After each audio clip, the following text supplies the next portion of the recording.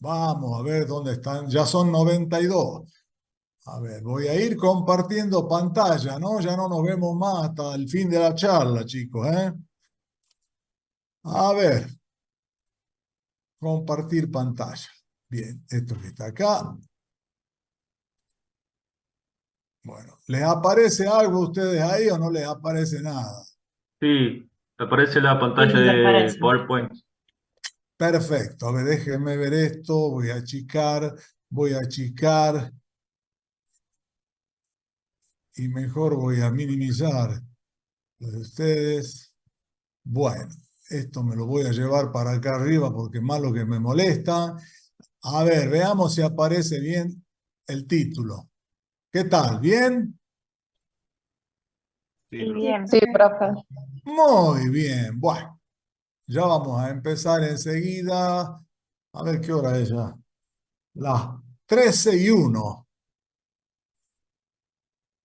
Vamos a dar, vamos a dar. A ver, espérense.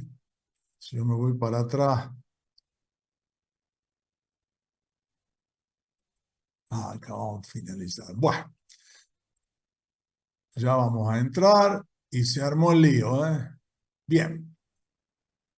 Estamos, ahí estamos. Ya son 103. Muy bien, chicos. Pasaron los 100. Buenas tardes. Mi nombre es Rubén Arach. Ya nos conocemos, me parece, desde histología. Así que bueno, ahora vamos a hablar un poco de patología. Esperen que voy a cerrar la puerta de atrás. ¿No ven? Bien.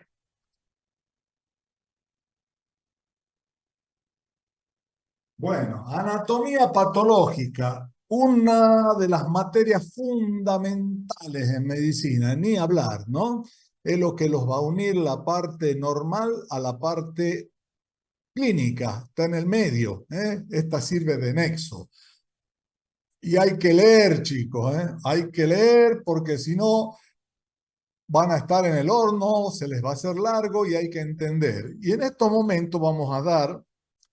Es decir, vamos a empezar con los conceptos de la anatomía patológica. Hay 4 o 5 primeras clases que no la pueden perder ustedes. Ustedes me están viendo a mí, ¿no? ¿Me ven bien o me ve la cara a la Sí, mitad? profe. Sí, Se profe. ve, Sí, Sí, también. te perfecto, vemos. perfecto. Este, van a tener que ver bien estos chicos. Es decir, vamos a ver si silenciamos acá. Hay alguien que está hablando. Los voy a tener que silenciar. Participantes. No me compliquen la vida. A ver, silenciar a todos. Listo. Silenciar a todos. Sí, listo. Ya lo silencié. Bueno, ahora ustedes mismos, cuando quieran hablar, se activan. Bien. Bueno, vamos a empezar con los primeros conceptos de la anatomía patológica, que se refiere a la lesión y muerte celular y a la adaptación celular. Bien, vamos a ver qué mecanismos son estos. Muy bien.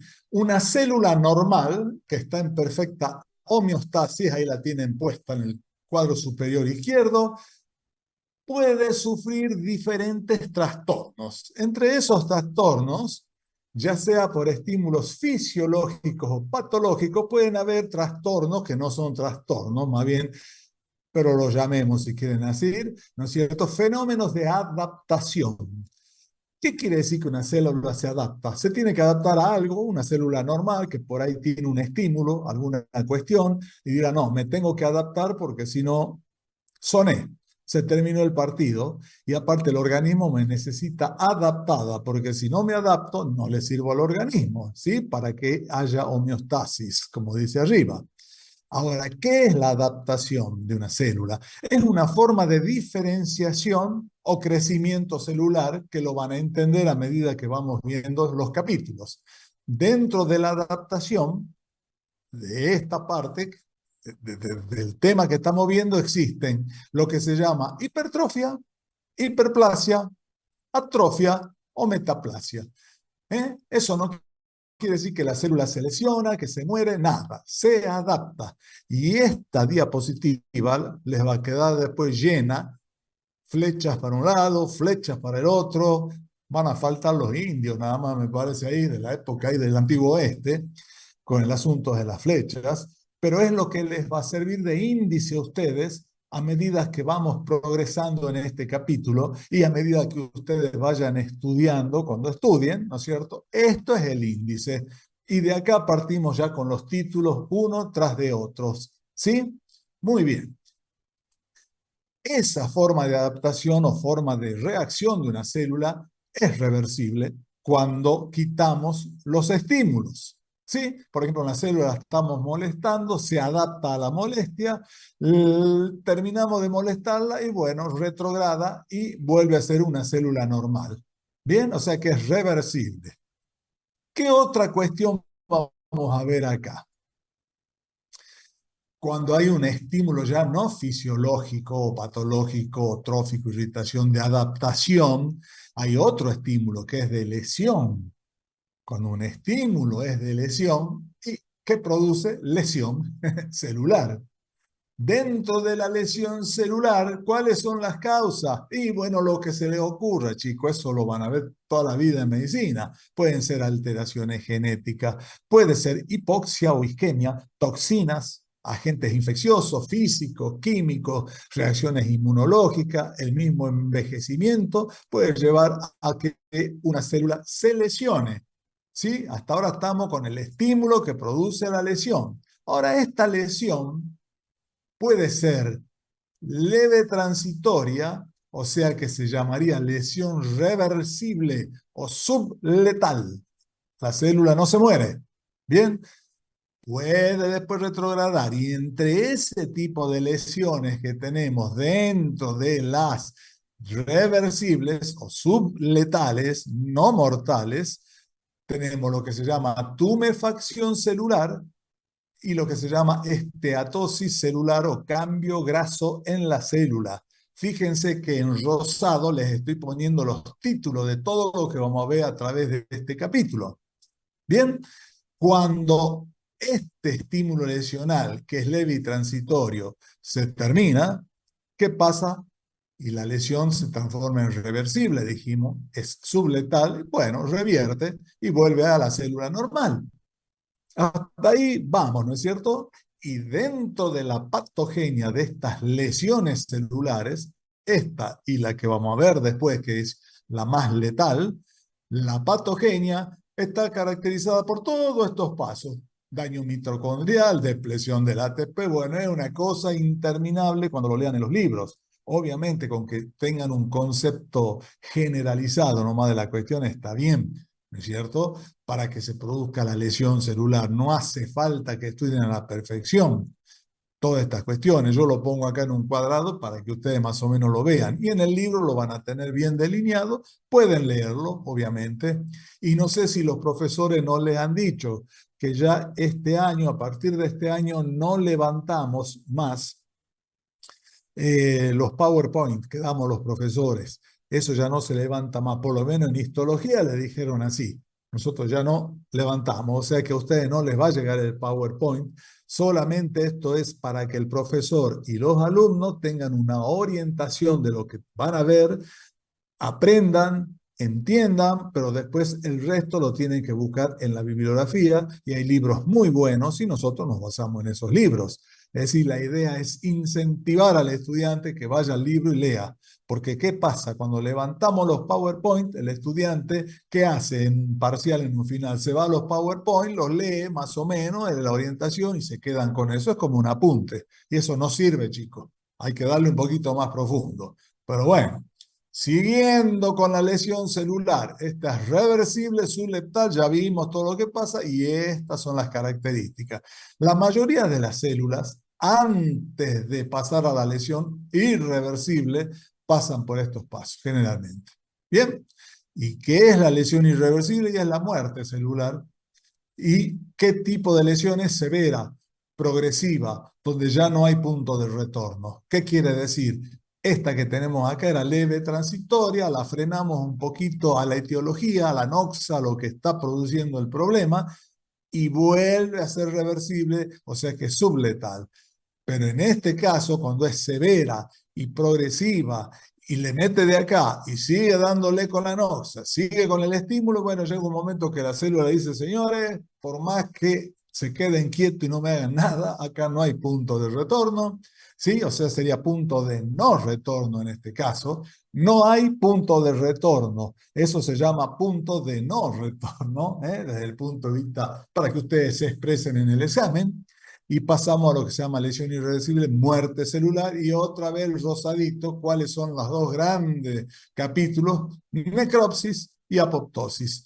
Uno tiene una característica y otra tiene otra. Y esta la vamos a ir viendo. Todo esto vamos a ver esta. De a una vamos a ir viéndolas. ¿Sí? De ahora en más. Directamente va a aparecer el título y seguimos. ¿Por qué? Porque el índice ya está acá y ustedes ya entendieron cuál es la cuestión. ¿Eh? Y el color del título va a ser dependiendo si es lesión reversible, van a aparecer estas dos, y si es adaptación va a aparecer este color de los títulos, del primer título, y cuando en la parte de necrosis, apoptosis, va a aparecer el rojo. Pero de todas maneras, ustedes sí van a saber qué es lo que es eso. Y ahí van a tener en el libro, en el Robbins, este esquema interesante, ¿no es cierto? Porque es qué pasa con la célula, ¿no es cierto? Cuando la célula sufre una lesión, ¿sí? Llega hasta cierto punto, como les dije. Pasado ese punto, se llama punto de no retorno, quiere decir que va a la muerte. Mientras no llegue ahí o llegando ahí, vuelve el estímulo a desaparecer, se vuelve para atrás y la célula se transforma en algo normal.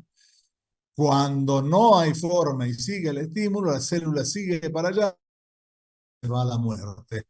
Y dentro de la muerte hay pasos, como todas las cosas. Primero esa es la muerte celular, ¿sí? Primero hay alteraciones bioquímicas, es lo único que se puede manifestar, que se puede, qué sé yo, observar de alguna manera, con estudios de laboratorio, lo que ustedes quieran. Después, pasadas las alteraciones bioquímicas, pueden haber cambios en la célula, pero que solo se lo identifican al microscopio electrónico, o sea, ultraestructurales. Si sigue esto, si sigue la duración de la lesión esta, cuanto más va durando, ya pasa a cambios que se observan con el microscopio óptico. Y cuando ya es un desastre y pasamos para otro lado, sigue la injuria o la lesión celular, ya los cambios son a nivel ya macroscópico, ¿sí? Es decir, un tejido ya va a tener agrandamiento, va a tener distorsiones, formaciones nodulares, lo que ustedes quieran. Y pasado los cambios morfológicos es cuando aparecen ya las patologías a nivel clínico, la manifestación clínica. Pero son los pasajes nada más que están viendo ahí. Muy bien. Empezamos por la parte de adaptación celular y ahí está el color verde. ¿Sí? Eso es adaptación de crecimiento o diferenciación celular. Ya lo dijimos, son cambios reversibles, ya sea en el tamaño, número, fenotipo, actividad metabólica, funciones de las células, son reversibles. Respuesta a estímulos que pueden ser fisiológicos o patológicos, y ahora vamos a ver que es una hipertrofia, que estaba en rosadito. ¿Qué es hipertrofia? Aumento en el tamaño de las células. ¿Sí? Eso ocurre en las células llamadas permanentes, esas que no sufren mitosis, como por ejemplo las células musculares y las células nerviosas, ¿no es cierto? Obviamente, en las células nerviosas no van a tener hipertrofia, pero sí en las células musculares, que son permanentes, no hay división, nacemos con las que tenemos y ahí nos quedamos. Hay excepciones, usted va a decir, ¿cómo? Yo escuché que por ahí, sí, bueno, por ahí. Pero hablemos en general, son estudiantes, nos entendamos, y cuál es la etiología de estos casos de hipertrofia. Aumento en la demanda, lógico, si yo me pongo a hacer pesas, mi músculo, ¿no es cierto?, que pueden dar lástima, después de hacer un tiempo de pesa o fuerza, y se van a agrandar, se van a hipertrofiar, como en este caso, ¿sí? Y ese tipo de hipertrofia podría ser fisiológica porque la estoy buscando. Pero vamos a dar un ejemplo de otra hipertrofia fisiológica por aumento en la demanda. En el embarazo, lógico, este es un útero normal. Este es un útero, una embarazada, y lógico que el útero tiene que agrandarse. Estas son las fibras musculares que aparecen en el útero. Fíjense la cantidad de fibras que hay, ¿no es cierto? Pero cuando se hipertrofia, mire cómo quedan esas fibras musculares lisas. Ni hablar, ¿no? Mucho. más grandes que las que vemos acá, ¿sí? Y después tenemos las patológicas que ocurren en el miocardio, en el corazón, en la hipertensión arterial. Lógico, el ventrículo izquierdo tiene que hacer mucha más fuerza para sacar sangre por la hipertensión que existe, y esa fuerza mayor que hace que las células se adapten y se tienen que agrandar para suplir esa falta de fuerza. Es así de simple, eso es hipertrofia. Después viene el fenómeno siguiente, que es hiperplasia. Eso es aumento en el número de las células, no en el tamaño. ¿Sí? Y eso ocurre a nivel de las células estables y lábiles. ¿Sí? No en las permanentes. Ya les dije, las permanentes pueden hipertrofiarse, pero difícilmente haya hiperplasia, porque ya nacen así, quedan como están. Ustedes se deben acordar de histología.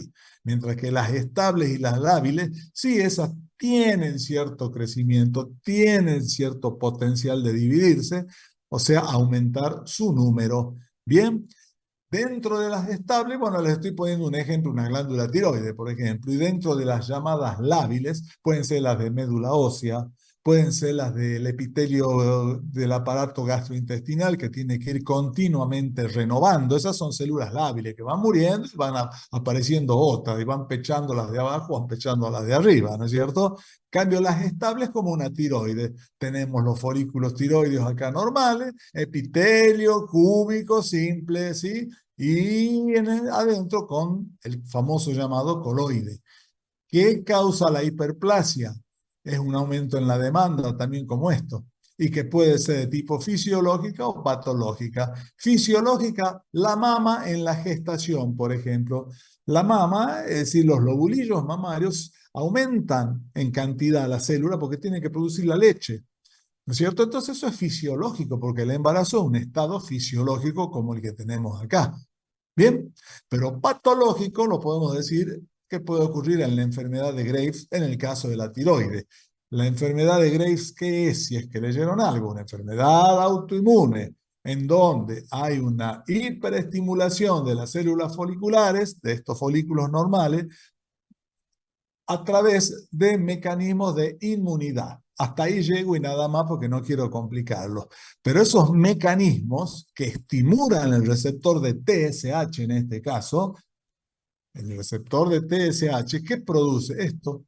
Esto es una glándula normal, pero fíjense lo que es esta glándula. Es una glándula hiperplásica, porque ven los folículos más grandes, estrellados, festoneados, con papilas, porque las células tienen que crecer, viejo, para suplir la función acá. Y bueno, crecen y bueno, se hacen innumerables, y eso es lo que se llama hiperplasia difusa, que se observa en la famosa enfermedad de Graves o de Graves-Basedow, que ustedes la van a ver cuando vean endocrina. Este es un ejemplo de hiperplasia. Sigamos. Ahora, acá siempre tengo este cuadradito negro arriba, yo que me tapa todo el... Bueno, ahí está, ahí lo saqué. Ahora viene lo que es atrofia. ¿Qué es la atrofia? Disminución en el tamaño de las células, al revés de la hipertrofia. ¿Cuál es la etiología? Al revés de la hipertrofia, hay disminución en la demanda. Causas de disminución en la demanda, desuso. Cuando le meten, por ejemplo, una persona que se fracturó, le ponen un yeso, ¿no es cierto? Y bueno, al no usar esa extremidad por un buen tiempo, cuando se lo sacan, ustedes la ven flácida, más chica que la contralateral, porque no la usó. Y las fibras musculares se están atrofiando, primero hipotrofiando, después pueden llegar a atrofiarse. La denervación, si hay un nervio que por alguna razón se lesiona y no llega a donde tiene que llegar, digamos, a estimular la fibra muscular o lo que sea, y bueno, la fibra sufre y se atrofia. Isquemia, no hay oxígeno, lógico. Desnutrición, lo mismo.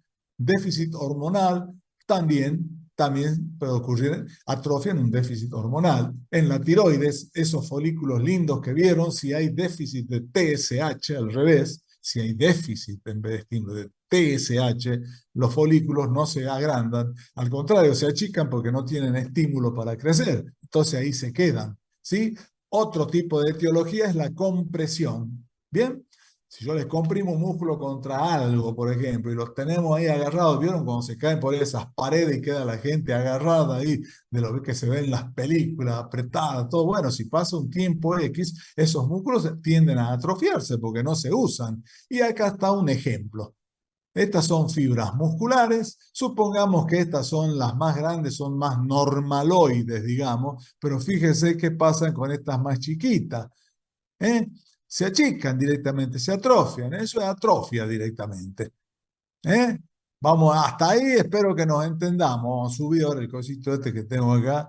Y por último, dentro de las adaptaciones tenemos lo que se llama metaplasia, que es el cambio de un tipo celular diferenciado o tipo celular adulto a otro tipo de celular adulto. Y la etiología en estos casos es la irritación crónica, que puede ser físico-química, es lo más frecuente. Por ejemplo, este es un pulmón.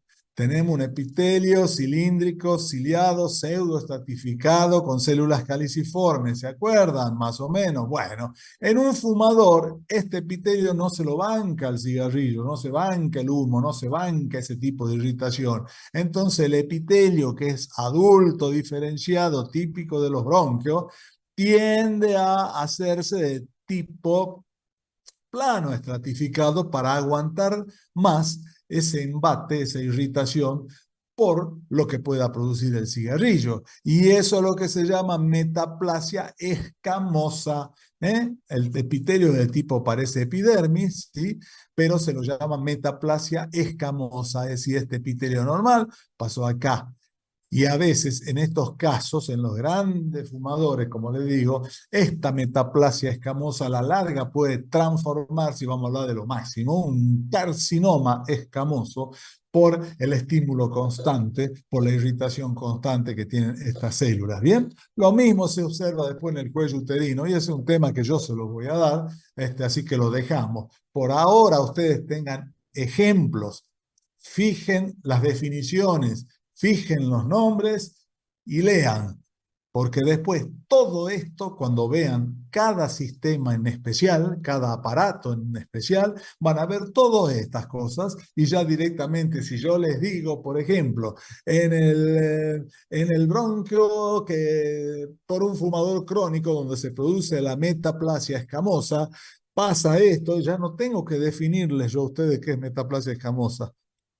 Ustedes ya saben lo que es, esa es la idea, a ver si nos entendemos. Bien, nos entendemos, chicos, ¿no? Ya cuando hablemos de atrofia, qué sé yo, del esfínter, de donde sea, digamos, del aparato gastrointestinal, listo, ya no vamos a tener que decir, la atrofia es una, bla, no, no, no, ya saben lo que es atrofia, punto, a otra cosa. Bien, o sea que vayan curtiéndose de la terminología. Muy bien. Ahora sí, voy a volver a bajar a mí me aparece una barra acá que me tiene medio loquimbal y la voy a bajar a ver qué pasa.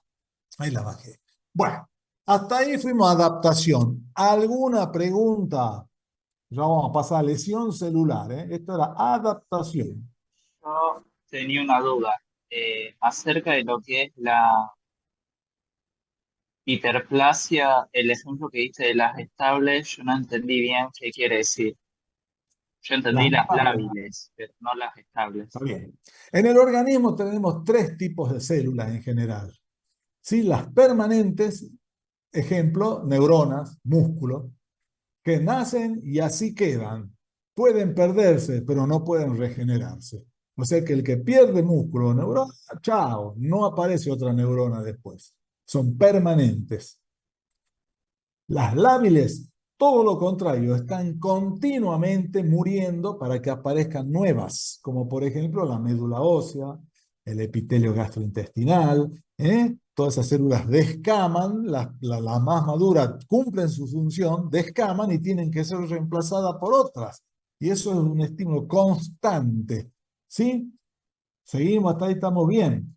Y después tenemos las estables, que son intermedias, como por ejemplo la tiroides. Yo les puse de ejemplo la tiroides, el epitelio tiroideo, que son células que no se están descamando continuamente, ¿sí? Y tampoco son permanentes, porque si ustedes producen una destrucción de la tiroides por un proceso inflamatorio, esas células pueden después regenerar también, pueden volver a formarse. No así las neuronas, no así el tejido muscular. ¿Se entiende? Entonces, estable está entre permanentes y lábiles. ¿Sí? Se calcula por estudios que se han hecho experimentales en ratas que en la tiroides, las células tiroideas pueden tener 3 o 4 regeneraciones en la vida. ¿Sí? Son estables, pero pueden tener regeneraciones. En cambio, el aparato gastrointestinal o la médula ósea que está haciendo constantemente formando glóbulos rojos, glóbulos blancos, ¿qué es esto? Las madres, bueno, esos glóbulos rojos, recuerdan, los eritrocitos duraban 120 días, punto, otra cosa. Bien, y los glóbulos blancos tenían días nada más de que duraban de duración de vida y se morían y bueno, tienen que seguir produciendo la médula ósea, tienen que seguir, dale y dale. Esas son las que yo me refiero entonces como lábiles. ¿Bien? ¿Se entendió o no se entendió? Se entendió, gracias. ¿Sí? Bueno, vamos ahora a lesión celular reversible, ¿sí? Donde la lesión es leve, transitoria y hasta este paso la célula puede después volver a lo normal. ¿Y cuáles son las características de las células con lesiones reversibles? Esta es la tumefacción celular, que también se llama cambio hidrópico o degeneración vascular. Sí, y esta es la primera manifestación de casi todas las formas de lesión celular que vamos a ver después también, las lesiones más dramáticas. Pero toda lesión celular, cuando empiezan las células por alguna razón a lesionarse, ya sea reversible o irreversiblemente, pasan por este mecanismo de tumefacción celular. Bien, ¿en qué consiste la tumefacción celular? No es difícil. Este es el microscopio óptico, quiere decir. Este es el túbulo contorneado proximal de un riñón, con el ápice en borde de cepillo, ¿no es cierto? Chapa estriada, ¿bien? Totalmente normal, células normales, epitelio cúbico, bla, bla, bla, bla, bla, pero cuando tienen un problemita, por ejemplo, de isquemia transitoria, no llega oxígeno por alguna razón, porque tiene una arteria medio tapadita y que por ahí anda y que por ahí no anda, bueno, pero está empezando a molestar, esta célula, miren en lo que se transforma. Son células que el citoplasma aparece más claro porque está más vacuolado. En otros lugares un poco más eosinófilo, pero por otra razón, esto ya está entrando en la parte irreversible, pero todavía no lo hizo. Esto también, ¿ven? Células totalmente vacuoladas, ¿ven las vacuolitas citoplasmáticas? Bueno, esta célula no es igual a esta.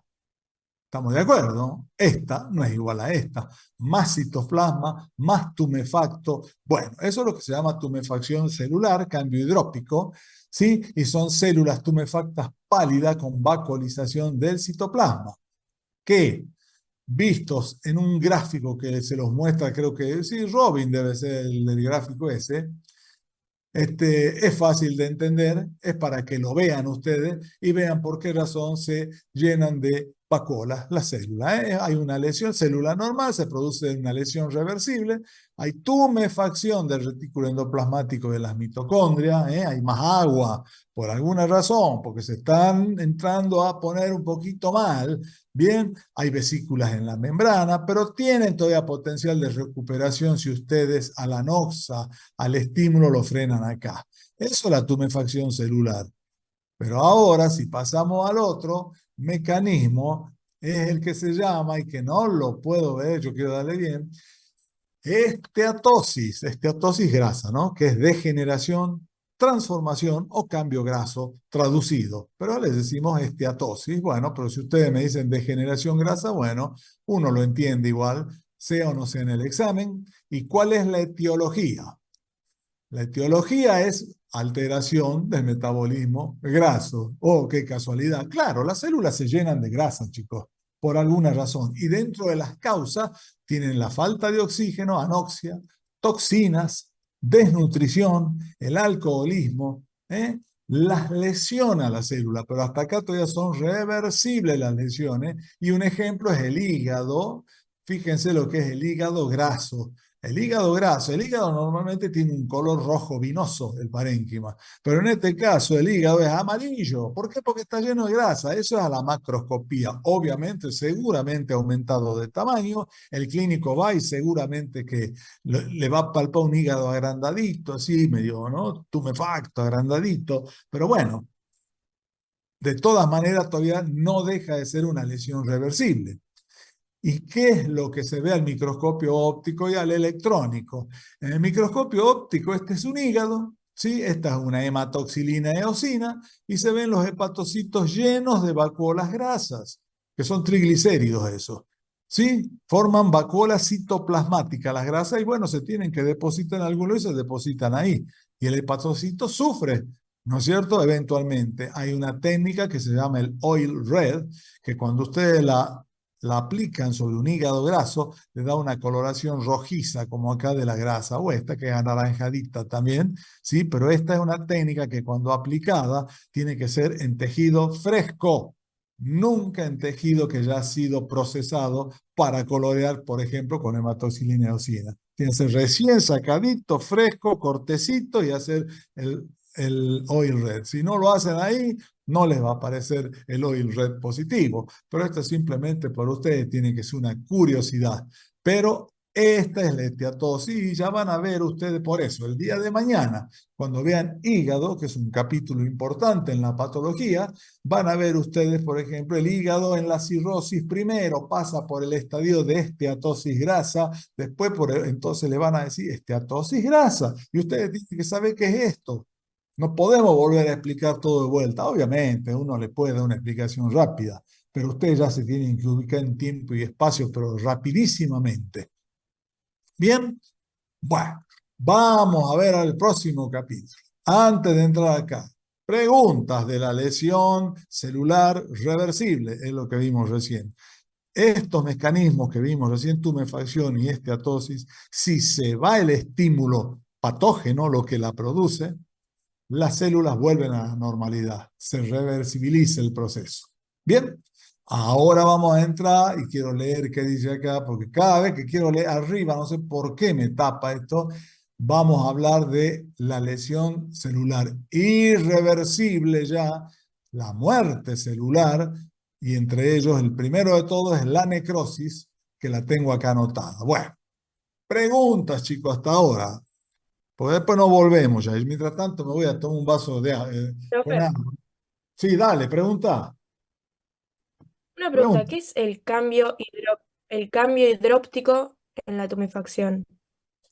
El cambio Decía hidrópico cambio es lo mismo que hidrópico. tu hidrópico. Si vos me decías a mí hay tumefacción en la célula o hay cambio hidrópico, sí, es la formación de las vacuolas, porque se Ah, llenan gracias. a las células. La terminología es la misma, pero ustedes pueden utilizar el nombre tumefacción. En mis tiempos, en el siglo II antes de Cristo, cuando yo estudiaba medicina, le decíamos tumefacción turbia o degeneración hidrópica.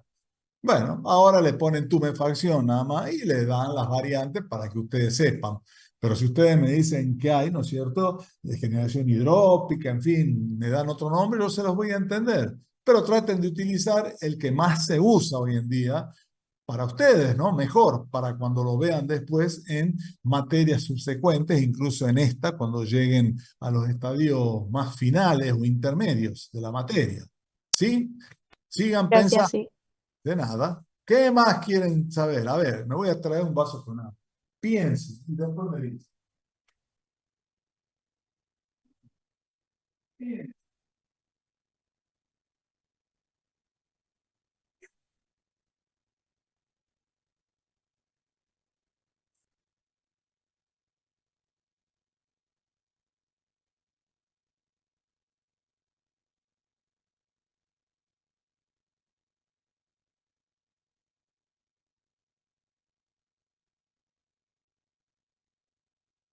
Bueno, ¿seguimos? Seguimos. Ahora vamos a lesión celular irreversible o muerte celular. Uno de los dos grandes procesos será la necrosis. Y la necrosis, que es la muerte celular, Es un proceso accidental, pasivo, no regulado. ¿Qué queremos decir con esto? Que si ustedes se lastiman por alguna razón o por cualquier etiología, se destruye una célula y bueno, es accidental. Ocurrió porque, bueno, mala suerte, pasó eso en ese momento. Pasivo, porque eso la célula no lo ejecuta, sino que la célula recibe el estímulo, la noxa, que lo está destruyendo, la está molestando, y no es regulado. Es lo mismo lo que les estoy diciendo. Si la célula de golpe recibe algo y chao, se empieza a morir. Bien, es un accidente.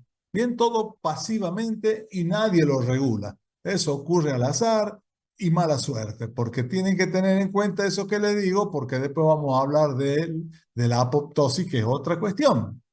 Entonces, dentro de la necrosis tenemos las características generales que ustedes leen ahí, que tiene que haber un estímulo que produce la necrosis, siempre es patológico, ¿sí? Hay desnaturalización proteica, digestión enzimática, dependiendo del tipo de necrosis que ya lo vamos a ver, pérdida de integridad de las membranas y por supuesto, pues la célula está sufriendo y tiene que empezar a perder el pelo. Me dijiste, ¿qué va a hacer? Se están rompiendo las membranas, ¿sí? Se descompone el ADN azarosamente, ¿sí? Todo se empieza a destruir, se empieza a alisar, empieza a desaparecer. ¿Por qué? Porque no hay oxígeno, por ejemplo. Y en la necrosis afecta, esto es importante, grupos celulares o áreas tisulares. No es individual. No es que una celulita, ustedes, no sé, vieron a alguien la mira así o algo pasa y a la celulita esa le produce necrosis. No, generalmente son accidentes pasivos en donde toman todo un órgano, todo un tejido. ¿Eh? Ahí se produce la necrosis. Esto tiene importancia por connotaciones que yo les voy a mostrar después. Microscopio óptico. Bueno, miren, si ustedes se acuerdan, el riñón anterior con este, nada que ver, los túbulos contorneados proximales acá, ¿no? Donde algo de tumefacción turbia todavía, o tumefacción para ustedes, estamos viendo, pero ya las células se tornan mucho más eosinófilas, ¿sí? Y eso se llama, es por problemas, digamos, intrínsecos de la desnaturalización proteica. ¿Y qué se ve al microscopio óptico? El citoplasma es eosinófilo y vacuolado. Eosinófilo por el color del eosinofil, ¿no es cierto? De la eosina, digamos. Y vacuolado porque, bueno, ya hay más degeneración hidrópica, ya está progresando más y eso queda ese remanente, aunque ya la célula ya prácticamente está en el punto de no retorno y de ahí va a pasar a esto que estamos viendo acá ya, que las células ya están prácticamente muertas. ¿Cómo se caracteriza eso? En el núcleo. El núcleo tiene tres particularidades. Pregunta de examen, ¿eh? Los núcleos se hacen picnóticos, o sea, densos, oscuros, basófilos, ¿sí? Puntiforme, nada que ver con este núcleo que está más o menos un poco mejor conservado, este con este. Eso es pignosis, ¿sí? Cariorexis es la fragmentación nuclear, ¿sí? La imagen en explosión de bomba, se dice, pero es la fragmentación que acá no tengo un ejemplo, a menos que este por ahí sea algún ejemplo, pero no es característico. Pero el núcleo está fragmentado, dividido en 2 o 3 pedazos, ¿sí? Y después la cariolisis, que el núcleo ya desaparece. Acá todavía está, pero acá hay un gran espacio y este núcleo está desapareciendo, ese. Seguramente habría habido otro acá y otro acá si nos homologamos al tamaño de la célula. Bien, entonces, pignosis, cariorexis y cariólisis, a estudiar bien esa definición. Y lo que sí tienen que saber es que la necrosis siempre conlleva una reacción inflamatoria. Ya van a haber inflamación oportunamente. ¿Y qué quiere decir? Que cuando se muere un tejido o algo, hay un proceso inflamatorio donde empiezan a circular los leucocitos, macrófagos, y bueno, tienen que empezar a destruir las bacterias, lo que sea que está produciendo esa necrosis, ¿sí? Y a barrer con todo, comerlo, los histiocitos, sobre todo los, digamos, los macrófagos, y bueno, y hasta dejarlo al tejido normal, como era antes. que las células vuelvan a restablecerse y a veces no se restablecen y lamentablemente son reemplazados por fibrosis. Pero de todas maneras, siempre reacción inflamatoria en la necrosis. Y al microscopio electrónico no nos interesa mucho, no vamos a perder tiempo. Esta es la celulita que le muestra, ustedes no tienen por qué saberlo, esto es lo que está pasando acá, después lo ven tranquilamente en el libro, directamente, pero sí pueden observar que en los núcleos existe la condensación, eso se ve muy bien en la microscopía electrónica también, la fragmentación, que es la cariorexis, la condensación es la pignosis, la fragmentación es la cariorexis y la disolución nuclear, que se ve mejor a microscopio electrónico, obviamente, está en el núcleo, pues es lo que se llama cariólisis, que es lo que están viendo acá. Y este núcleo parece que se está desintegrando, ¿ya ves? Ese es un ejemplo de cariorexis seguramente. Bien, y acá tienen qué proceso. Inflamación. Pregunta de examen. ¿La necrosis conlleva o no? Sí. ¿Qué son esos dos glóbulos que están ahí blancos? Son neutrófilos que están viniendo al sitio donde se produjo la necrosis. Y bueno, para empezar a trabajar, hay que empezar a matar lo que produjo la necrosis y hay que empezar a comer, a fagocitar y hay que empezar a limpiar. Y esos son los grandes agentes, digamos, de la inflamación. Los neutrófilos y los macrófagos y otros más que hay también, que eso lo van a ver en su tema oportunamente. Ahora bien, habiendo visto lo general, vamos a entrar a los tipos de necrosis. ¿Alguna pregunta hasta acá? Profe, Nazca. Bueno, Sí, no, yo tenía una duda.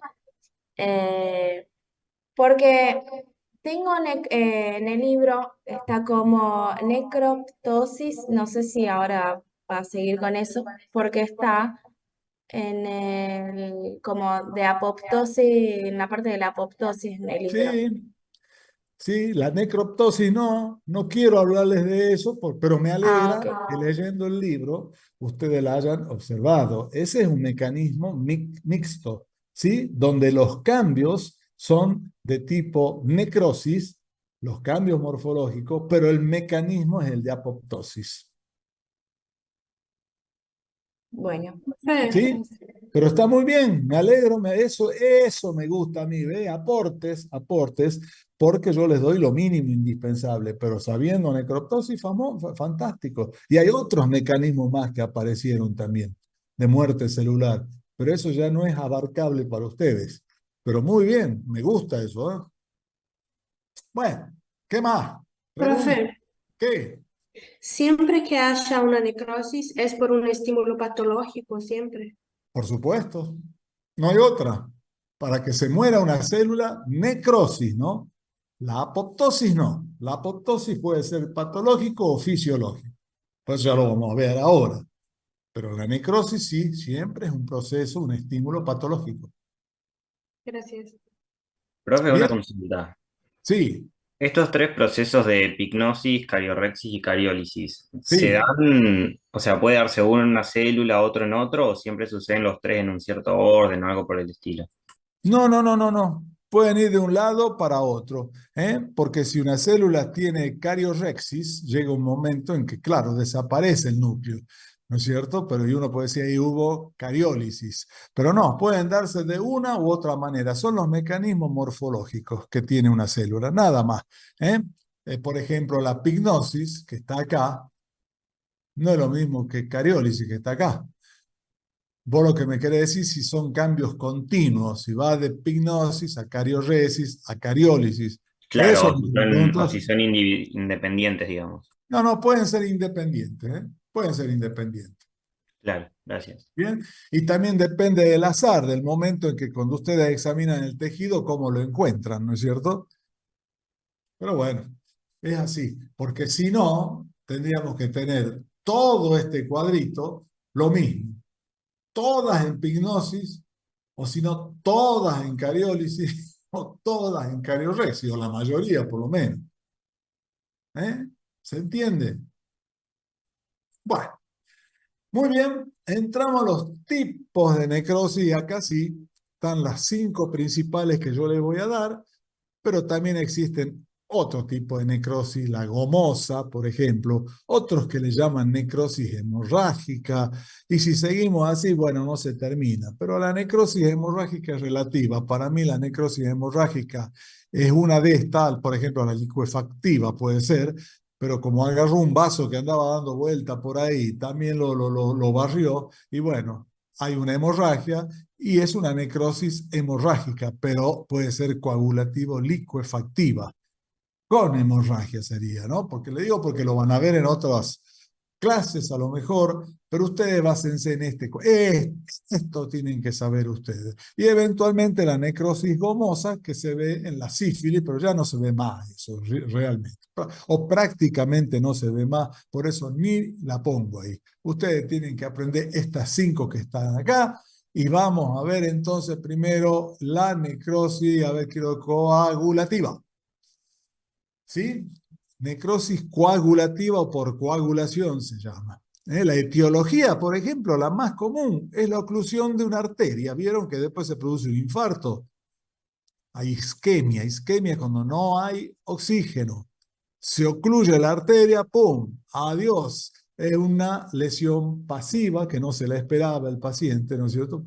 Pasiva, aleatoria, al azar, ¿sí? Y no está regulada por la célula. Eso se produjo porque, chao, se terminó el oxígeno y bueno, adiós pampa mía con las células que estaban en el campo de ese vaso que pasaba el oxígeno, ¿sí?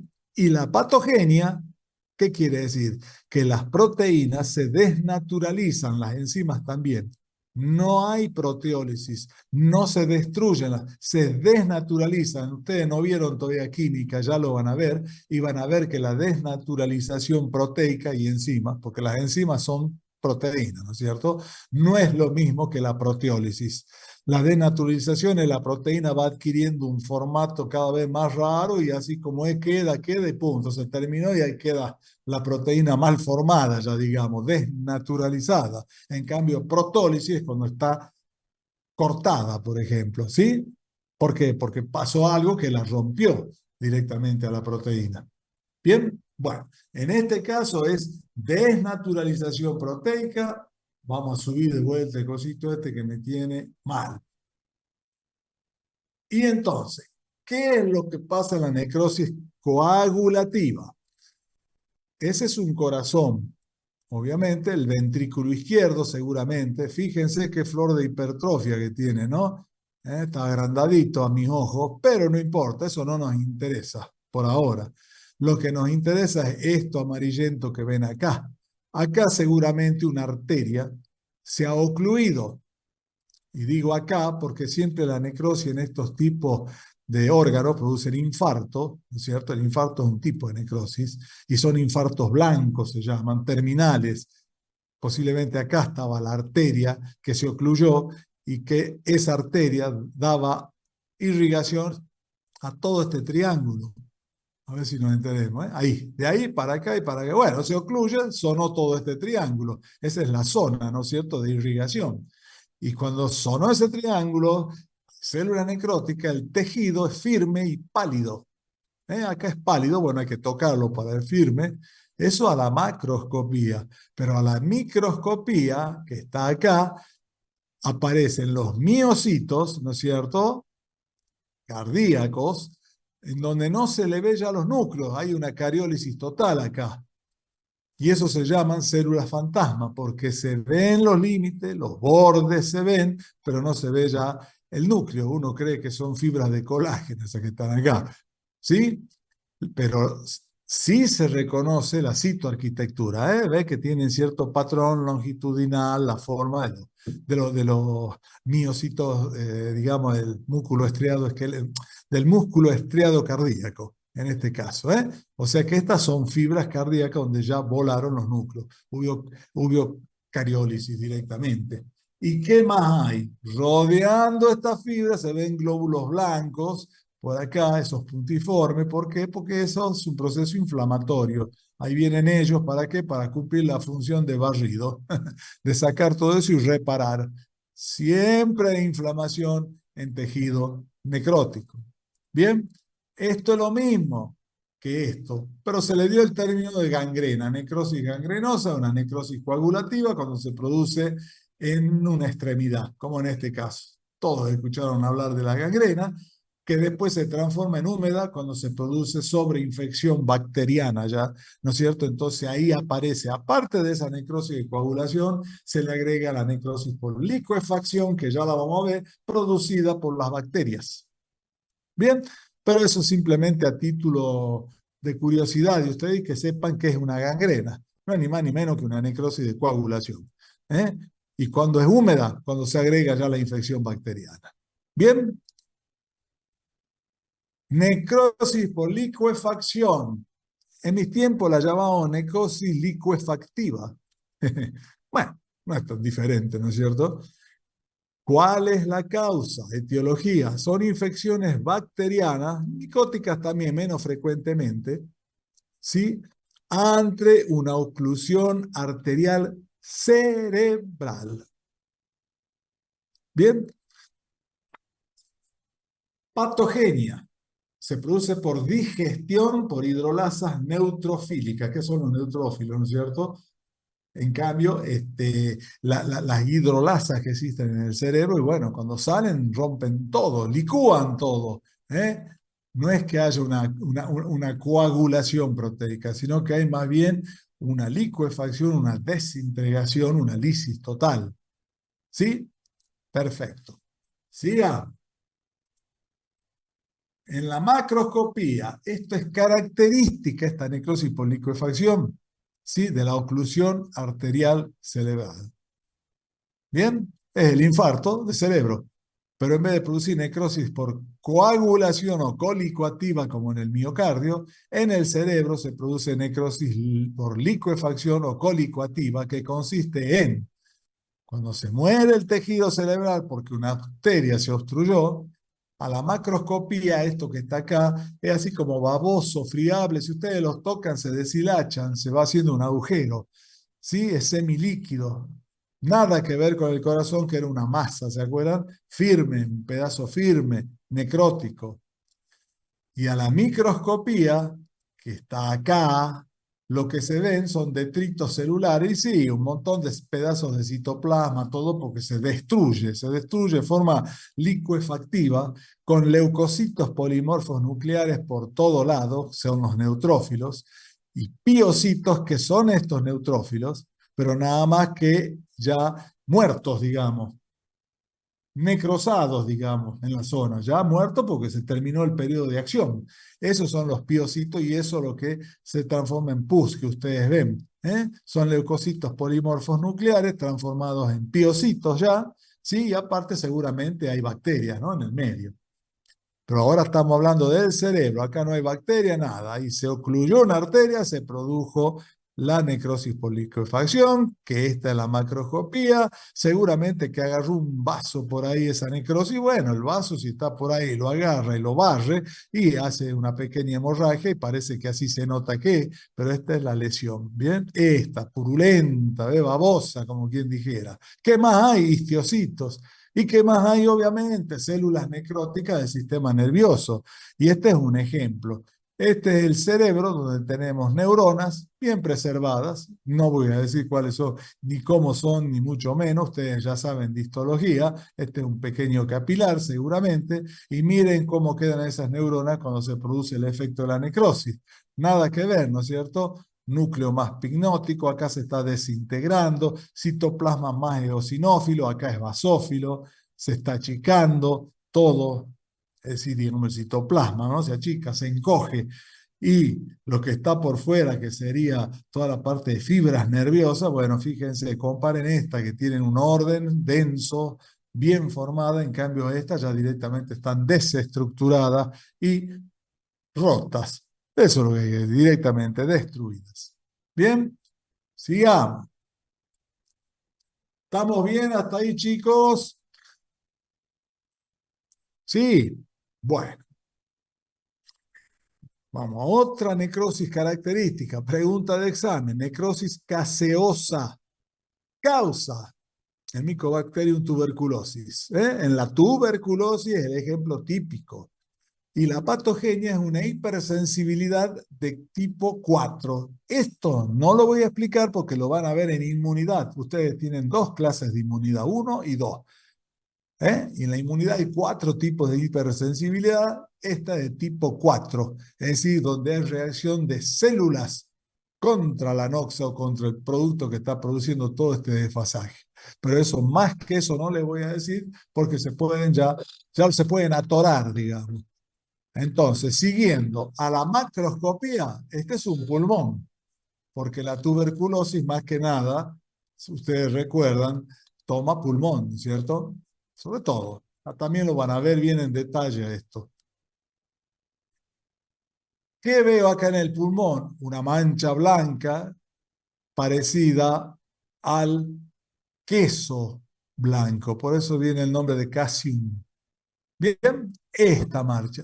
Esto es una zona de necrosis gaseosa que lo produce el micobacterio de la tuberculosis. Y el resto del pulmón, dentro de todo, está conservado, salvo que está un poquito más negrito por pigmentación. Seguramente es una persona que vivió en zonas industriales, porque el mismo smog o era fumadora, en fin, eso es carbón, ¿no es cierto? Que los pulmones tienen tendencia con la edad, con el tiempo, a transformarse, a hacerse un poquito más negros, y es por lo que se llama antracosis, que eso lo vamos a ver después en la parte de pigmento. Pero a la microscopía, esto es queso blanco, eso es una mancha blanquecina, gaseosa, parece un queso blanco, pues yo diría un queso de tipo cuartirolo, ¿no? Muy bien. Y a la microscopía les aparece esto, que es característico. En el medio acá, esto es un granuloma, todo esto. En el medio del granuloma, fíjense, son puros gránulos eosinófilos. Hay una especie de, digamos, necrosis por licuefacción acá en el medio. Porque la necrosis gaseosa tiene algo de licuefacción. Ve, acá voló todo directamente, desaparecieron las formas, los formatos celulares, todo. O sea que en el medio está el casium. Eso es necrosis gaseosa. Esto le da la característica, más el granuloma. Pero hay granulomas que son puramente granulomas y no tienen esta necrosis. Entonces esa no es necrosis gaseosa. Por ejemplo, la sarcoidosis. Bien, pero ahora hablemos de la tuberculosis. Eso es lo gaseoso, lo que da esa consistencia. Rodeando estos restos granulares que hay en el medio, hay células inflamatorias, de acá para afuera. Dentro de esas células inflamatorias, y todo esto se llama granuloma, como les dije, dentro de estas células inflamatorias tienen estas que están acá más pegaditas a la zona del casium, que se llaman células epitelioides, parecidas al epitelio, epitelioides. ¿Por qué? Porque son macrófagos realmente transformados y que se transforman en células epitelioides, que son células que no tienen poder de macrofagia o de fagocitosis, sino que tienen más bien poder regulatorio o modulador de la lesión, ya que están acompañadas por otros macrófagos como estos, que son células gigantes multinucleadas, que son más, digamos, fagocitos, ¿no es cierto? Son macrófagos, perdón, pero juntos, muchos de ellos juntos hacen una célula grande que en este caso se llama célula gigante de Langerhans. Estos sí tienen función macrofágica. Y acá hay otra más o menos del estilo que está comiéndose algo acá. Y acá hay otra, si ustedes ven bien. Y entre ellas células epitelioides. Estas células epitelioides son moduladoras entre ellas de los macrófagos actuantes. Las células gigantes pueden ser de dos tipos, o sea, los histiocitos multinucleados, o los macrófagos multinucleados pueden ser de dos tipos. Células gigantes de Langerhans, como esta, que los núcleos se disponen en las periferias en forma de herradura, y después están las células gigantes de tipo cuerpo extraño, que son iguales que esta, pero los núcleos están en el medio. Todos esos núcleos en el medio. Eso lo van a ver muy bien cuando vean inflamación también. Bien, pero en la tuberculosis, Langerhans describió estas células y realmente se las llama así y dijo, son realmente células características con citoplasma abundante, los núcleos en forma de collar, lo que están viendo acá. Pero yo soy anatomopatólogo y en medicina 1 más 1 no es 2. No quiere decir que también encuentren este tipo de células en otro tipo de patologías, y las células gigantes de tipo cuerpo extraño, donde los núcleos están en el centro, también la pueden encontrar en focos de tuberculosis. ¿Entienden? Esto es didáctico. En la práctica, la mayoría de las veces, pero no siempre. ¿Me siguen, chicos, no? Y también, entonces, salimos del grupo de los macrófagos y células gigantes de Langhans, vamos para afuera y ya aparecen linfocitos y plasmocitos, que esta es la reacción inflamatoria. Esto es el granuloma. Ahora, ¿quién es la madre del granuloma? ¿Quién les parece a ustedes? Toda esa célula, que es la célula que uno ve esas células nada más y ya lo puede llamar granuloma. En cualquier condición, no solo en la tuberculosis. Las células epitelioides. La célula epitelioide tiene que existir para que se le llame granuloma. Y como les dije, hay granulomas solamente a células epitelioides. Se puede ver en la sarcoidosis también y en algunas otras circunstancias. Y no deja de ser un granuloma. Y se les dice granuloma. Bien. Y esto es un granuloma con células gigantes o granulomas a células gigantes de Langhans en este caso, granuloma caseoso, también se lo puede llamar, pero el granuloma es porque están estas células también, no se olviden, ¿no? Las epitelioides. Bien, y por detrás de esto, más acá viene ya la fibrosis.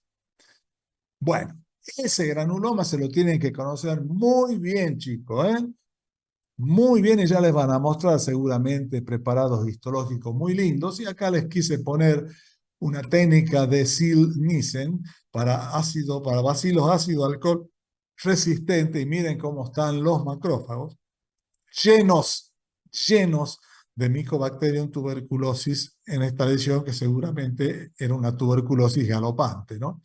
Están llenos, toda esa coloración roja que ven son células llenas de bacilos, es decir, macrófagos fagocitándose o con los bacilos ya adentro. Bien, sigamos. Necrosis, ahora, ay, Diosito, necrosis, que no leo, quiero leerle bien. Necrosis grasa, llamada citoesteatonecrosis. ¿Alguna pregunta sobre la necrosis gaseosa? ¿Alguna pregunta, chicos, en la necrosis gaseosa? ¿O estamos bien? Al último preguntemos, terminamos con las necrosis, ahí vayan anotando. ¿Cuál era el nombre de los macrófagos que tenían el núcleo en la periferia? Células ¿Eran células gigantes gigantes? de Langhans. Langhans es el patólogo que las describió. Ok. Langhans. Sí lo van a leer, chicos, en el libro está, sí o sí. Así que no se preocupen. Y acá vamos a hablar ahora de otro tipo de necrosis que se llama necrosis grasa. Y bueno, el nombre dice citoesteato, ¿se acuerdan? Esteato es grasa, necrosis. ¿Bien? Muy bien. Características de la pancreatitis aguda. Si se les preguntan, dígame una enfermedad que produce citoesteatonecrosis o necrosis grasa, pancreatitis aguda, es el paradigma. ¿Y cuál es la patogenia? Que por alguna razón el páncreas, ¿no es cierto?, tiene lipasas pancreáticas activadas, liberadas de las células acinares dañadas. Por alguna razón se daña el páncreas, por alguna razón. Entonces los acinos pancreáticos que tienen adentro lipasas. Esas lipasas salen activas, ¿y qué es lo que hacen? Empiezan a comerse y destruir adipocitos del páncreas y de la cavidad peritoneal, porque está todo por ahí cerca. Los empieza a licuar, los desintegra. Estos, a su vez, degradan triglicéridos en ácido graso, esos adipocitos que están muriéndose, que cuando estos ácidos grasos se combinan con calcio, eso es lo que se llama saponificación grasa. ¿Qué es la saponificación? Es jabón, quiere decir. El jabón se hace de esa manera, es grasa con calcio, pero obviamente otros ingredientes más y algunas cuestiones más modernas, ¿no es cierto? Pero esa es la patogenia de la citoesteatonecrosis. Páncreas, el característico. Miren esto, a la macroscopía. Esto es el mesenterio, ¿sí? Claro, ya el páncreas está destruido, largó las enzimas por todos lados, ¿no? No solo lipasa, larga lo que venga. ¿Sí? Ustedes saben que el páncreas es un órgano rico en enzimas digestivas. Pero bueno, la lipasa es uno de los marcapasos que cuando pasan al mesenterio destruyen la grasa, que entre paréntesis, esto que está acá es más normaloide, digamos, que esto. Ven que acá está más opaca la grasa, ¿eh? En cambio, acá está un poquito más, digamos, tumefacta, pero estos granulitos blancos que parecen arroz, cuando el cirujano opera y llega y ve eso, enseguida dice acá debe haber una pancreatitis aguda. Porque eso es lo que se llama la saponificación grasa. Es decir, las grasas que quedan sueltas se juntan con calcio y ese calcio produce esa coloración.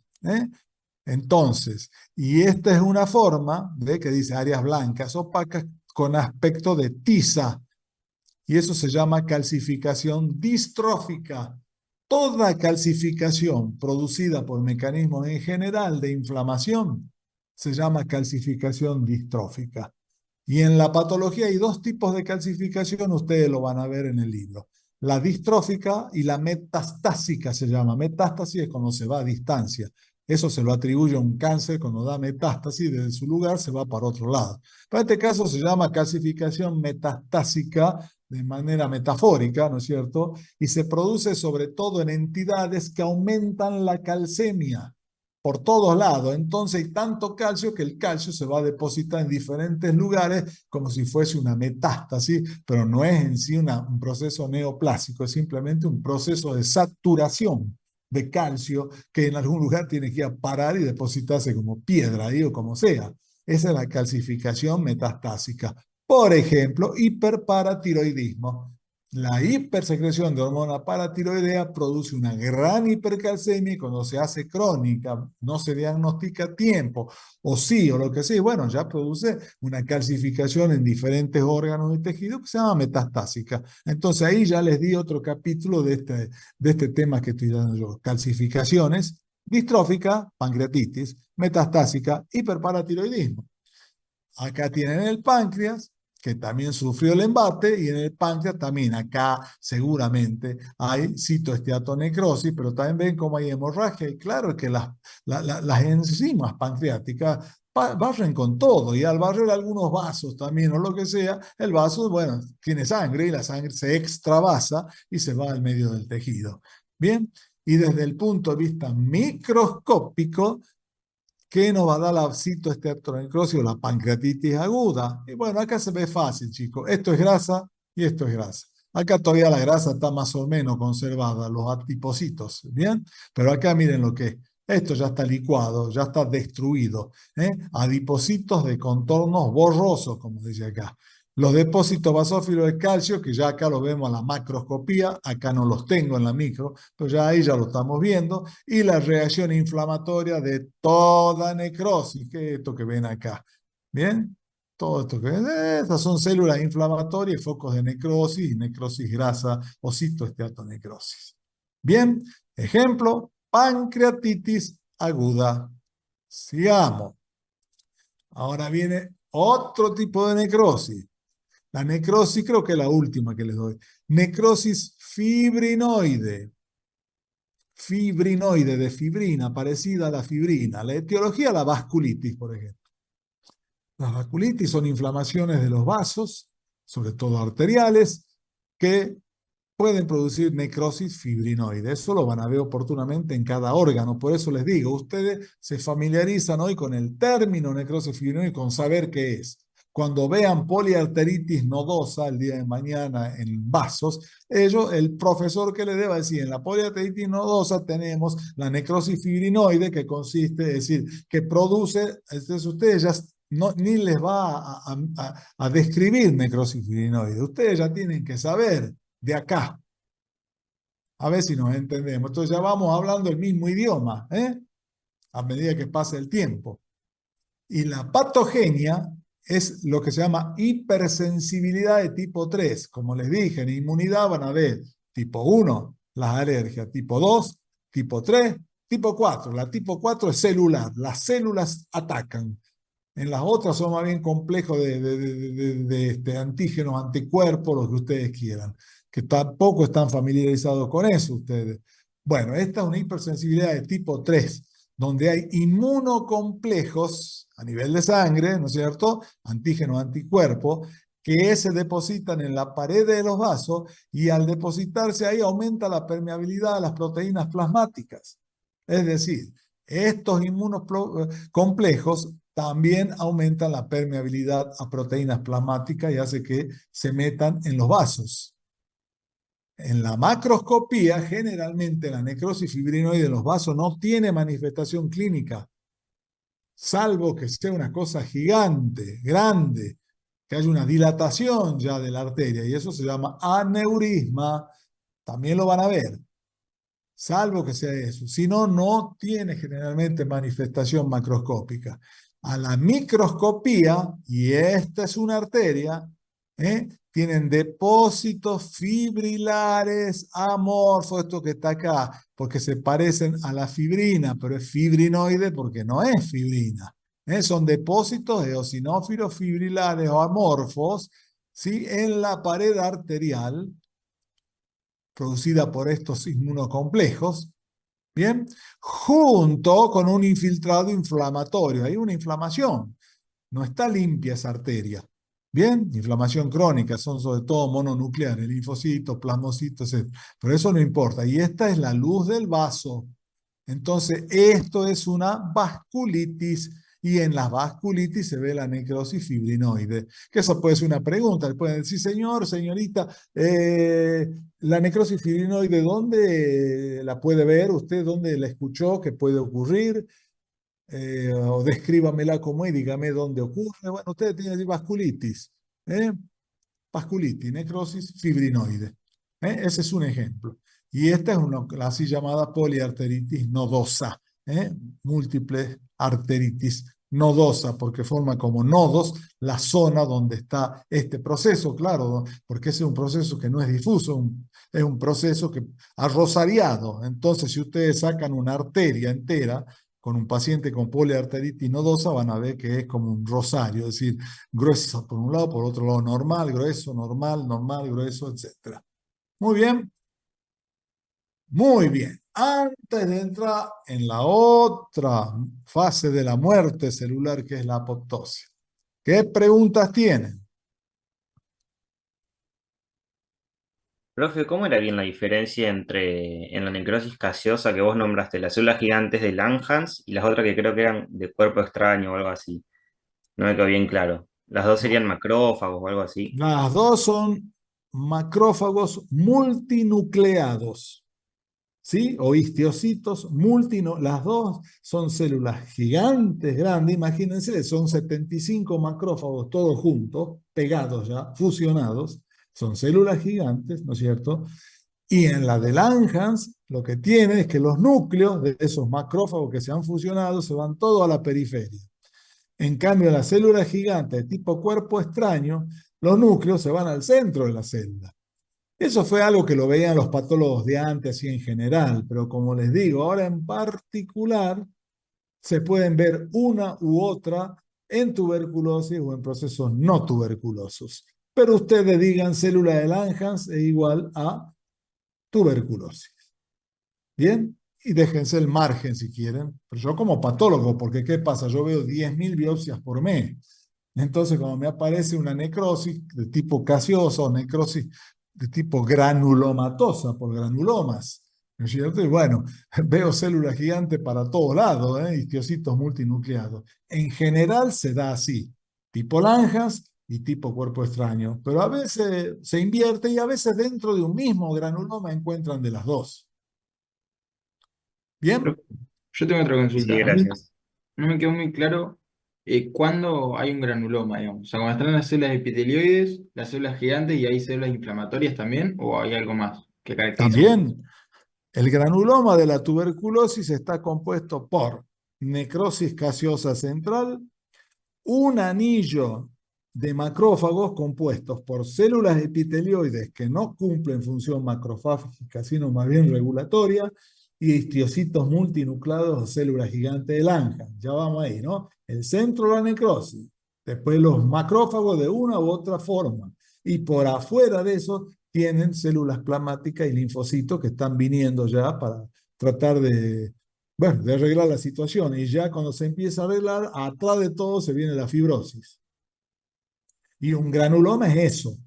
Pero tiene que haber células epitelioides en todo granuloma. Si no las hay y les aparece una cosa medio parecida, no se tendría que llamar granuloma. Pero el marcapaso es la célula epitelioide. Es la célula fundamental para definir, para empezar a definir un granuloma, digamos. Buenísimo, muchas gracias. Muy bien. Vamos a ver ahora la famosa apoptosis, otro tipo de muerte celular, pero en este caso no es accidental, no es de golpe, no es pasiva, no la agarró un auto, no le patearon un miembro, no sé, no le metieron un espadazo, un flechazo, nada. Esta es una muerte celular regulada, que el mismo organismo la regula, la misma célula la regula porque tiene que morirse, punto. Entonces dice, yo me tengo que morir y se automata. ¿Eh? ¿Entienden lo que les quiero decir, chicos? Y es un fenómeno que se ve en diferentes circunstancias.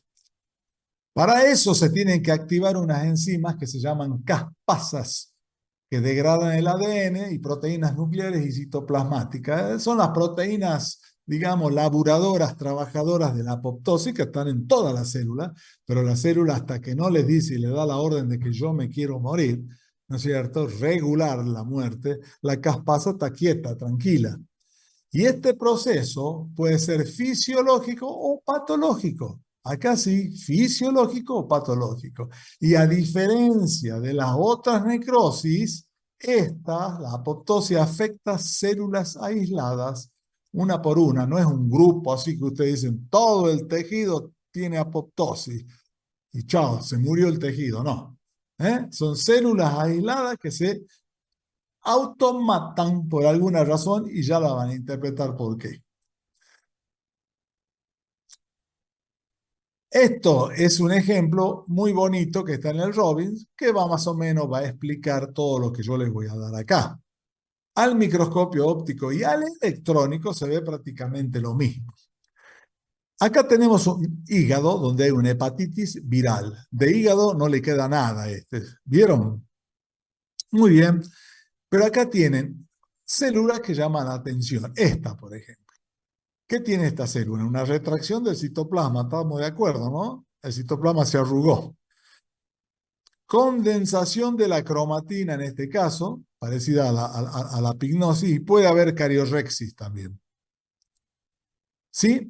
Hay yemas citoplasmáticas, esto que sale por acá, la célula va perdiendo, acá no se ve muy bien, no se ve como vacuolización y quizás estas sean yemas, esto que ve acá, acá, acá, acá. Y después hay cuerpos apoptósicos. Todo eso se ve en una célula. ¿Qué es un cuerpo apoptósico? El cuerpo apoptósico es cuando estas yemas citoplasmáticas que tienen organelas, pueden tener pedazos de núcleo, mitocondrias, retículo endoplasmático, uno u otro o los tres, son pedazos ya, ¿sí? De todo lo que forma una célula, cuando se desprenden de la célula ya, ahí se llama cuerpo apoptósico. ¿Sí? Y ese cuerpo apoptósico se lo viene a comer generalmente siempre. Va un fagocito, un macrófago. Esa es la característica de la apoptosis. No hay reacción inflamatoria. Es un proceso de autogenerar la muerte. La célula se va generando su muerte, se va fragmentando y esos fragmentitos vienen y son barridos por macrófagos, pero ya está todo perfectamente coordinado, ordenado, regulado. Por eso es muerte celular regulada. No es accidental. Y eso hacen las células cuando tienen virus.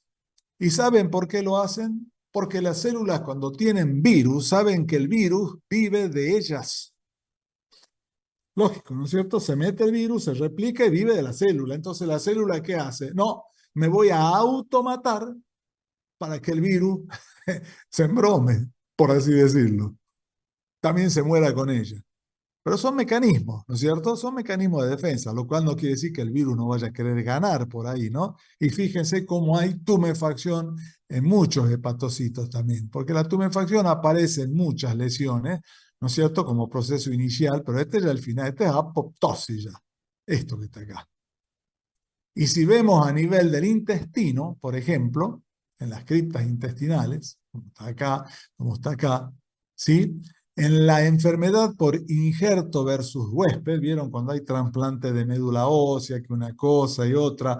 Lo que viene del donante entra al receptor y eso que viene del donante por ahí no cierra mucho con lo del receptor, entonces se producen estos tipos de complejos que son reacciones directamente ante productos que no son normales de la célula, pero mínimos, que igual justifican los trasplantes, por supuesto. ¿Y en qué consiste la apoptosis? Bueno, acá tienen una cripta con algunas células en apoptosis, acá hay retracción, núcleo más oscuro, citoplasma eosinófilo. Acá estamos lo mismo, aunque ya está dividido en dos el núcleo, se empiezan a formar los cuerpos apoptósicos. O acá que está hermoso en una cripta, esta parte está relativamente conservada, pero ya se metió un macrófago y mete a comer cuerpos apoptósicos, que es esto que tienen acá ustedes. Y después se lo llevan a algún lado, lo que sea, pero no producen inflamación. No hay inflamación acá, está regulado todo esto. ¿Bien? Y acá tienen las causas. Hay fisiológicas, hay... Profe, Sí, perdón, en el Power, o sea, la diapositiva de atrás, a mí se me trabó cuando dijiste, marcaste dónde estaban ubicados los cuerpos apoptósicos. Quería, y me lo podías volver a repetir. ahí, ahí, ahí. Son pedacitos, en este caso puede ser de núcleo, a lo mejor acá de mitocondria. Acá hay otros que se está Ah, comiendo. genial. Gracias. Muy bien.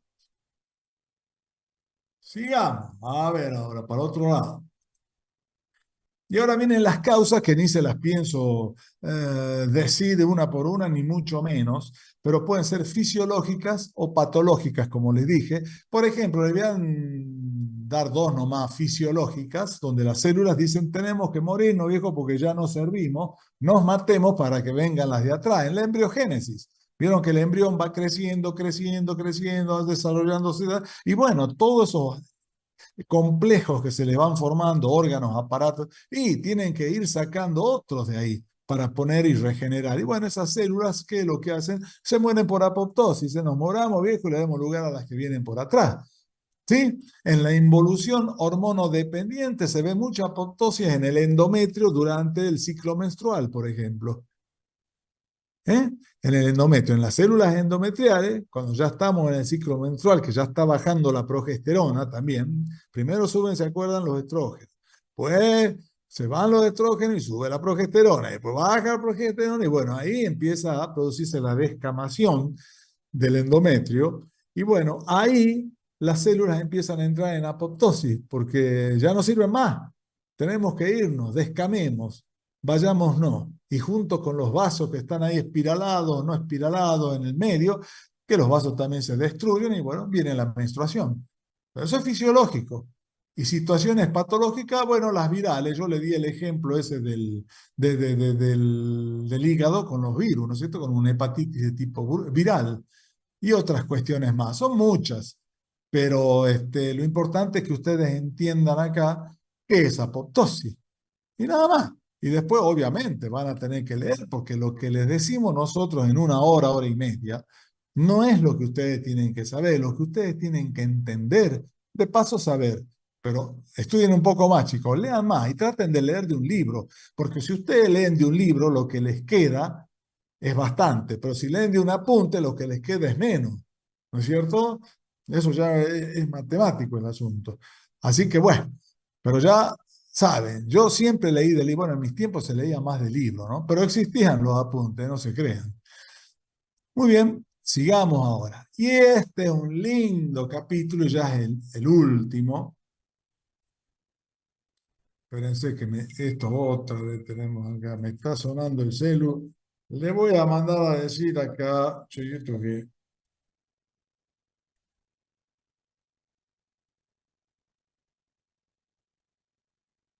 Bien. Vamos a ponerlo en silencio, ahí está.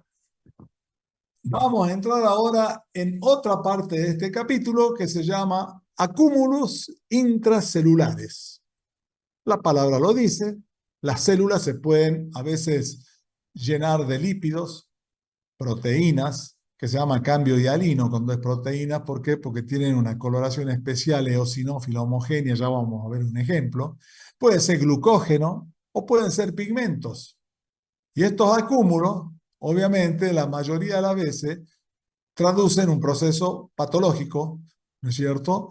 Y bueno, hay que tenerlo en cuenta, o por lo menos mencionarlo, cuando uno lo ve al microscopio. Dentro de los acúmulos intracelulares de los lípidos ya hemos visto esteatosis, ¿sí? Esteatosis grasa en el hígado, así que no hace falta entrar ahí, en ese detalle. Pero vamos a seguir a ver cómo tenemos esto más o menos apalabrado. Muy bien, vamos a ir dando ejemplos para que ustedes vean. Bien, ese acúmulo se puede ser producido, el acúmulo de la sustancia, de sustancias que son endógenas normales.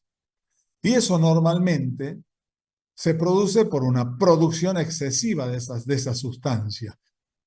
Bien, sustancia endógena normal. La hemosiderina es endógena y es normal. El glucógeno es normal, es endógeno, es normal. La grasa es normal, generalmente en la célula. Pero cuando hay producción excesiva, bueno, ahí se produce ya el acúmulo intracelular, bien, debido en este caso a una sustancia endógena normal. Por ejemplo, hígado. Esto es lo que se llama hemosiderosis. Es una enfermedad donde hay digamos, un exceso de hierro que se deposita predominantemente en el hígado, muchas veces debido a una gran producción, ¿no es cierto? A veces por ahí, demos un ejemplo. Si por ejemplo tenemos una anemia hemolítica, los glóbulos rojos se rompen, se destruyen en la sangre.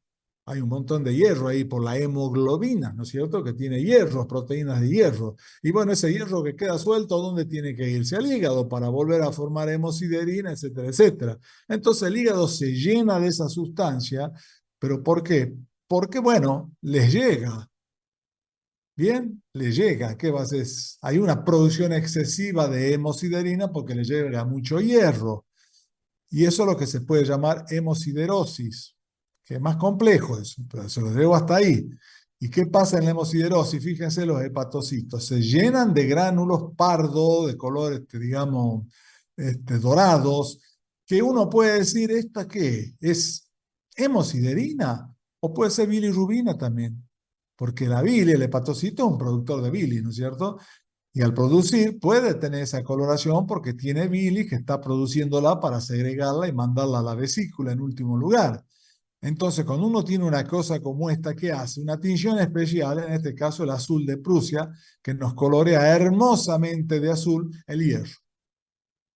Entonces, esto es una hemosiderosis por hemosiderina, que normalmente es una sustancia endógena del organismo. Vemos una sustancia también del organismo, pero anormal en este caso. La lipofuscina, no lipofucsina, lipofuscina. ¿Qué es la lipofuscina? La lipofuscina es una acumulación de productos de las células que no pudieron ser degradados por los lisosomas. Entonces se quedaron ahí adentro nomás. Se lo ve mucho en el envejecimiento, porque con el correr de los años hay cosas que ya los lisosomas no degradan, incluso pueden haber habido, vaya a saber qué tipo de cuestiones. Y bueno, y se quedaron ahí. Generalmente no producen ningún mal, ninguna maldad. Pero al microscopio ustedes pueden ver como granulitos dorados también cerca de los núcleos. Fíjense, estas son fibras miocárdicas, ¿sí? Bien, con el núcleo único central, a diferencia de las esqueléticas estriadas. Bien, estas son miocárdicas estriadas. Y esos son los depósitos de lipofuscina, que si a ese órgano ustedes lo ven en una autopsia, macroscópicamente es marrón. Por eso se lo llama atrofia parda eso. Es una terminología, nomás que pardo por marrón, ¿no es cierto? Y miren al microscopio electrónico qué bonito que es. Es el núcleo del miocito, digamos en este caso, ¿sí? Del corazón, Acá tienen todos los sistemas de barra, de una cosa, de otra, los sistemas estos que se producen de actina, miosina y bueno, las bandas famosas, que bueno, nunca me las acuerdo, pero tampoco las puedo ver bien acá, pero es una fibra muscular estriada. Y miren el núcleo y miren alrededor del núcleo lo que hay. Esos son los pigmentos producidos y que están dentro de los lisosomas. Y eso es lo que se llama lipofuscina, también es pigmento. Y es una sustancia endógena, sí, producida por las células, todo, pero no se puede degradar. Por eso es anormal. No se puede, no hay forma, queda ya para siempre. ¿Eh? Y esto puede producirse por un aumento en la síntesis, falta de degradación o falta de transporte hacia afuera, pero en este caso estamos hablando de la lipofuscina, que más bien es un problema en la degradación. Después tenemos la alfa-1 antitripsina, los cuerpos de Mallory que se ven en las hepatitis, pero yo les doy ejemplo. Veamos otro. Este un hígado. La alfa-1 antitripsina, ¿qué es? Es una proteína tipo enzima que se produce en el hígado y que después va a pulmón y ahí actúa a nivel de pulmón de los alvéolos, favoreciendo todo el mecanismo fisiológico que puedan tener los alvéolos. Pero si esa alfa-1 antitripsina está mal, defectuosa, así llega en toneladas, no actúa. Entonces los alvéolos se debilitan, se rompen y se dilatan. Y eso es lo que se llama enfisema. Y ya lo van a ver en neumonología cuando vean pulmón. Cuando les digan por la alfa-1, cuando hablen de enfisema, decir, bueno, y esto es la bronquitis crónica, el enfisema, el EPOC, la enfermedad pulmonar obstructiva crónica que produce esto. Bueno, esa es la enfermedad pulmonar obstructiva crónica. Pero estas características también pueden verse ocasionalmente en casos con defecto de producción o lo que sea de alfa-1 antitripsina. Y ustedes ya tienen que saber que por esto no se produce bien. ¿Por qué? Porque hay problemas en la síntesis, en la degradación o en el transporte. En este caso, acá hay problemas de síntesis. Se sintetiza una alfa-1 antitripsina defectuosa, ya viene mal. Aparte, esta enfermedad por alfa-1 antitripsina, aparte del problema que puede traer a nivel de vías respiratorias, aumenta el riesgo de carcinoma hepático, del cáncer de hígado. De ahí la importancia, ¿no? De saber, conocer que puede existir. ¿Y en qué consiste? Miren estos hepatocitos. Están llenos de glóbulos hialinos. Acá es cambio hialino, porque es una proteína en este caso. ¿Sí? Esto es una proteína. Esto que vimos hasta acá son pigmentos. Esto y esto es pigmento. Los lípidos ya los vimos antes. Esto es un cambio, un problema en la proteína defectuosa que se almacena en el retículo endoplasmático, acá está, liso y queda ahí quieta, no sale. Tampoco también puede haber problemas de degradación. Bien, es entonces la enfermedad por alfa-1 antitripsina y fíjense cómo se ve el hígado. No son hepatocitos normales. Y fíjense, si son observadores, que también se ven gránulos amarronados citoplasmáticos que pueden ser ya sea bilirrubina o pueden ser hemosiderina. Hacemos el azul de Prusia y depende. Si es negativo, lo más factible que sea bili, y si es positivo, lo más factible sea depósitos de hierro también, que a veces se los puede ver, ¿no? Así esporádicamente. Y esta sustancia hialina que ven acá, este cambio hialino intracitoplasmático, hasta ahora es todo dentro del citoplasma, ¿eh? Todo dentro del citoplasma, son moléculas Pas positivas. ¿Qué era el Pas? Era una coloración que coloreaba hidratos de carbono, que es de lo que está formado la alfa-1 antitripsina, entre otras cosas que la pueden formar. Vamos bien hasta ahí. Ahora la última, hablemos de una sustancia exógena anormal. Por ejemplo, el carbón. El carbón que respiramos, que se fuma, el smog, en fin, se nos va a los pulmones y nos llena los pulmones de carbón. Estos son macrófagos llenos de carbón y quedan ahí de por vida. Eso se llama antracosis, que a veces la antracosis es tan profunda que puede producir enfermedad, ¿eh? Pero la mayoría de las veces no, porque el pulmón ya está siempre lidiando con el carbón, digamos, de la atmósfera. Y esto es lo que se llama antracosis. Es un pigmento también, otra enfermedad por pigmento, y es un depósito no degradable, por eso queda siempre ahí. Ejemplo, la antracosis. Ejemplo, el tatuaje, ahí tienen otro. El tatuaje que, ya saben lo que un tatuaje son los macrófagos que están en la dermis, que los llenan de todas esas pinturitas que le ponen, y bueno, y les hacen un tatuaje. Eso también es una sustancia exógena, porque viene de afuera, anormal, bien, que puede o no puede producir reacción. En este caso, rara vez, y en los tatuajes yo no conozco, ustedes que son más jóvenes y más del 90% debe tener un tatuaje, yo no sé si los tatuajes pueden producir alguna reacción inflamatoria o no, crónicamente hablando, ¿no? En el momento que lo hacen sí, porque es un poco traumático, pero yo creo que el tatuaje no produce eso, ¿no? De todas maneras, ya vieron 4 enfermedades por pigmento, una por proteínas, lípidos vimos con la citoesteatonecrosis, no, perdón, con la esteatosis grasa, citoesteatonecrosis es pancreatitis aguda, y en las enfermedades por glucógeno, bueno, están las glucogenosis, que ustedes van a sentir nombrar por ahí, en que el hígado se llena de glucógeno, no lo puede sacar, hay un exceso de formación, no lo puede degradar. Por todas estas razones que ustedes, por esta razón, producción excesiva, bien, puede ser, y hay, no, en mis tiempos había hasta 9 tipos, entre ellas la enfermedad de Pompe, no sé, ahora ya deben ser más los tipos, ¿no? De glucogenosis, y bueno, le hacen un PAS, aparte se lo es típico, se ve el hígado difusamente blanco, los hepatocitos, digamos. Blanco, ¿por qué? Porque se ha coloreado con la hepatotoxina de eosina. Bien, pero no se los voy a mostrar porque eso es obviamente evidente. Y si tenemos que hablar de estos cambios que hay, de estos primeros, no terminamos más, es un capítulo entero.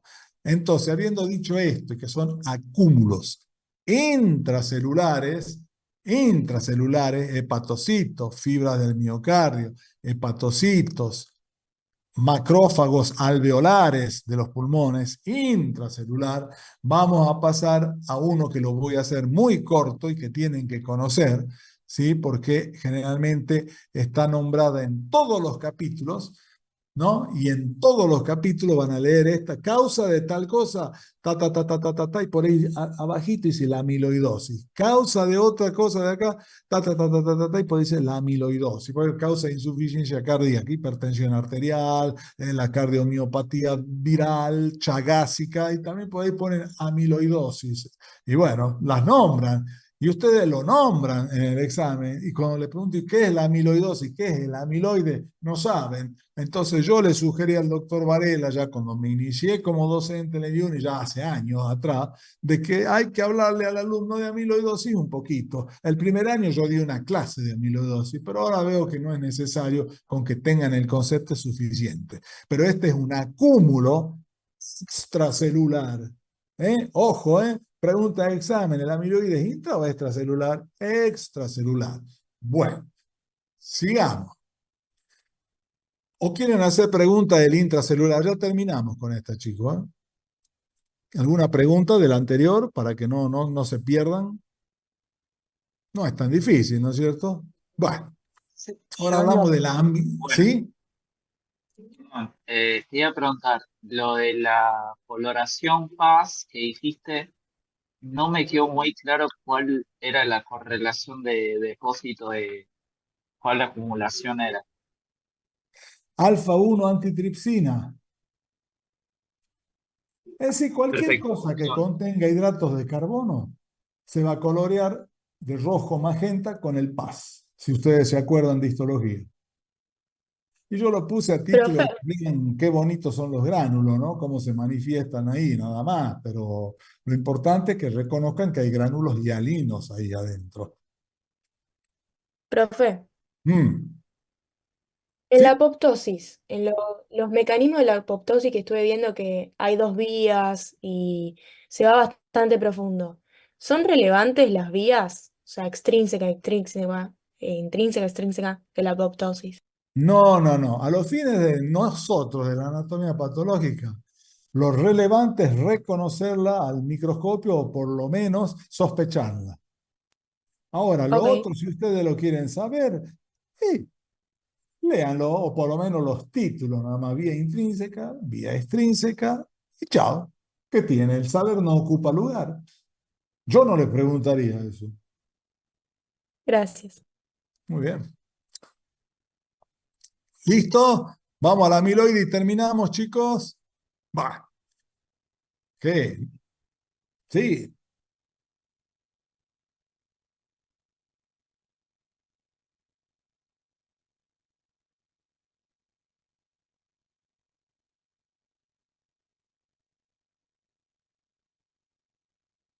claro. Así es.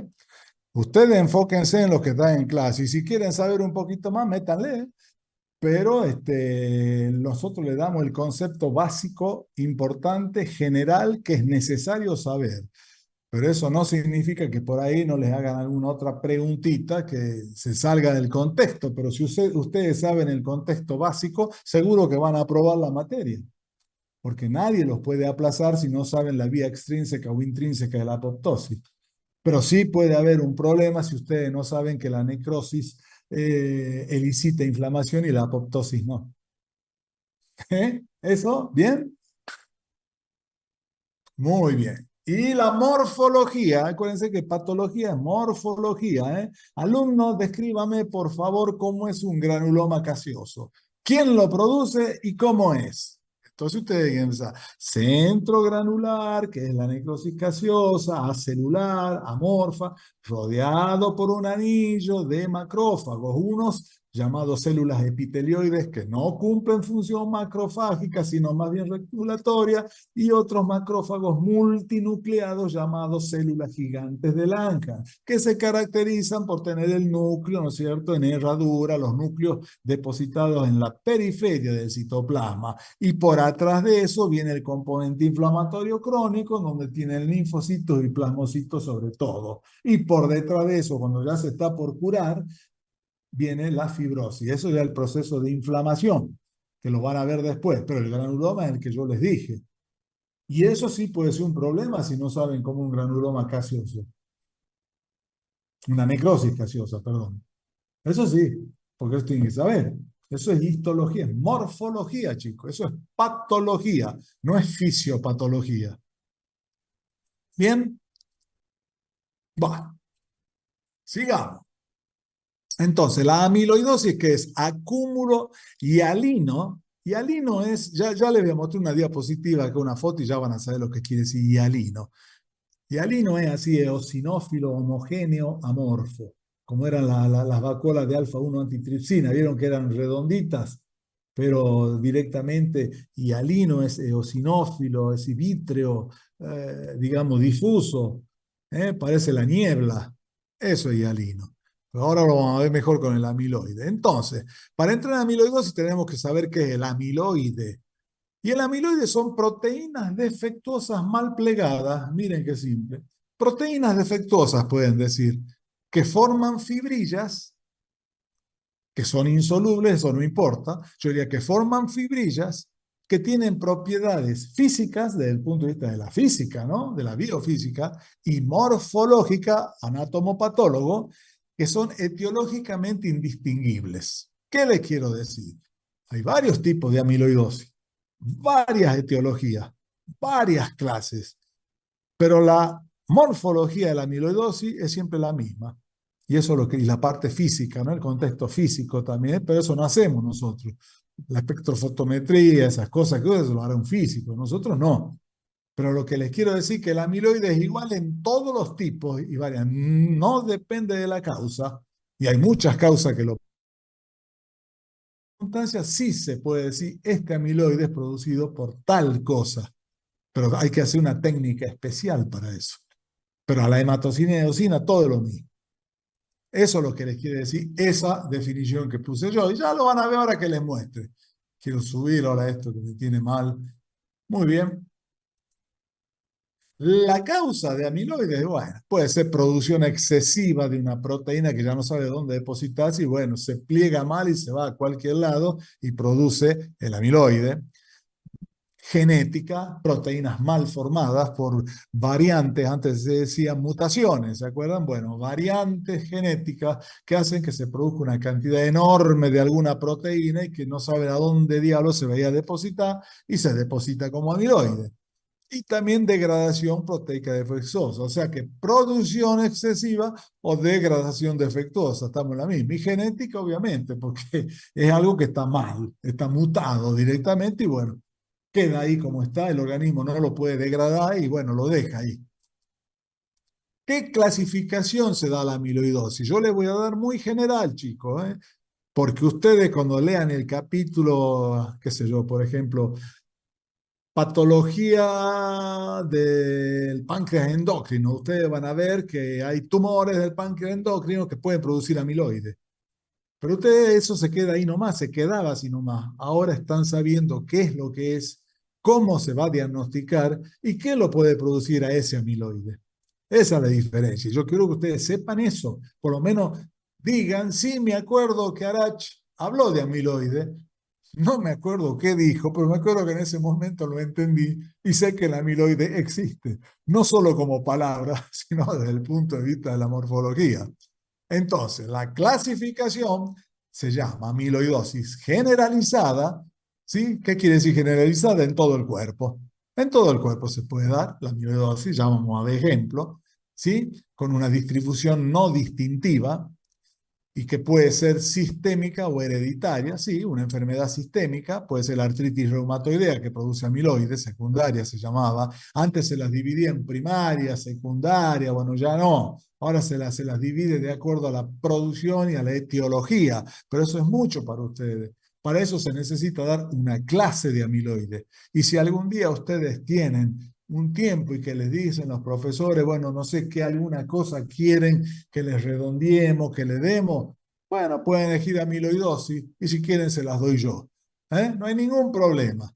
Pero tienen que saber, es un tema fascinante y bueno, hay que conocerlo. Entonces, la amiloidosis puede ser generalizada, ya dijimos cómo, o localizada, o sea, en un solo lugar. Por ejemplo, el cáncer medular de tiroides, productor de calcitonina, célula C, productor de calcitonina, ¿no es cierto? Tanto secretan esas células que ya no solo se va a la sangre, sino que se va al intersticio. Y en el intersticio esa procalcitonina o todo ese menjunje de hormonas que va ahí, no tiene nada que hacer. Entonces con el tiempo se van haciendo, se pliegan mal, en vez de tener un origen, un estirpe, digamos, una forma terciaria, cuaternaria, que eso lo van a ver en química, pasan a ser una forma de tipo secundarias, que simplemente son plegaduras nada más, una cosa simple, como un acordeón, no es toda una orquesta, si nos entendemos, pero eso lo van a entender cuando vean química, chicos. Ustedes están con esa, o ya vieron química. Hey, hola, ¿ya vieron química? Vimos, profe. No Sí. vieron. Sí, sí. ¿Y se acuerdan cómo eran las proteínas? Todo, primaria, secundaria, terciaria y cuaternaria. ¿Se acuerdan eso o no? Sí, sí. Bueno, listo, no hablemos más. Estas proteínas que son terciarias o cuaternarias normales se transforman en secundarias porque no se depositan en lugares que no sirven o salen defectuosas. Entonces eso es un menjunje de proteínas. La plegadura beta, ¿se acuerdan, de las proteínas secundarias? Creo que era primarias. Primaria era, ¿cómo era el asunto? Era la sucesión de aminoácidos. Secundaria, la forma en pliegue, creo que era, o algo así. Terciaria era tener una forma un poquito más tridimensional y cuaternaria era más compleja. ¿Puede ser o no? Sí, está bien. Bueno, entonces ya está, quiere decir que ustedes me entienden. Muy bien, entonces tenemos la clasificación de amiloidosis generalizada o localizada. Bien, ya les di los ejemplos, vamos ahora a ver el diagnóstico y se termina la función. Este es un hígado, el amiloide, sobre todo el sistémico, producido por la artritis reumatoidea, esas inflamaciones generales crónicas antes, en los tiempos anteriores de mis tiempos, hablaban de la bronquitis crónica, en fin, bueno, había tanta secreción de proteína hacia la sangre por las células plasmáticas que tienen que actuar a ese nivel, y bueno, mucha se va, y esa que se va, ¿no? Se queda en algún lugar porque no hay lugar. No pueden volver, no se degradan, quedan quietas. Bueno, el hígado es una de los grandes lugares de almacenamiento de amiloides. Y miren lo que es este hígado. Es un hígado que parece realmente un pedazo de cartón, no sé, opaco, eso es, ¿ve? Opaco, no tiene el color rojo vinoso, medio vítreo, y si ustedes lo tocan es como el caucho.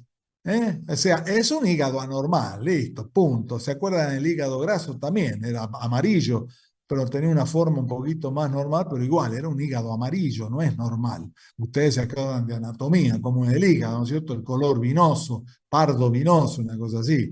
Bueno, un hígado a la macroscopía con amiloides es este. A la microscopía, miren lo que se ve. Esto es hematoxilina y eosina. Esto es un hígado. ¿Parece hígado eso o no? Nada. ¿Bien? Es un hígado, donde hay un depósito de material amorfo eosinófilo hialino, por lo mismo que dijimos, es eosinófilo, amorfo, homogéneo, extracelular en el intersticio, porque ¿sabe qué son estas celulitas que están acá? Estos son hepatocitos. Como el amiloide se ha depositado en el intersticio y se iba depositando más, y bueno, va empujando el parénquima y lo va haciendo chico y lo va destrozando. Compresión y destrucción de células parenquimatosas. No quedó nada del hígado. Y esto también es interesante. Amiloide y apoptosis, las dos A, no producen respuesta inflamatoria. La necrosis sí produce. Sigamos, hasta ahí hicimos, yo veo esto, un hígado así, y digo, esto parece amiloide, clavado, por lo que les describí, la sustancia depositada entre los hepatocitos comprimidos, y qué otra cosa puede ser. Y ahora viene la forma de cómo diagnosticar, qué técnicas hacemos para identificar el amiloide. ¿Sí?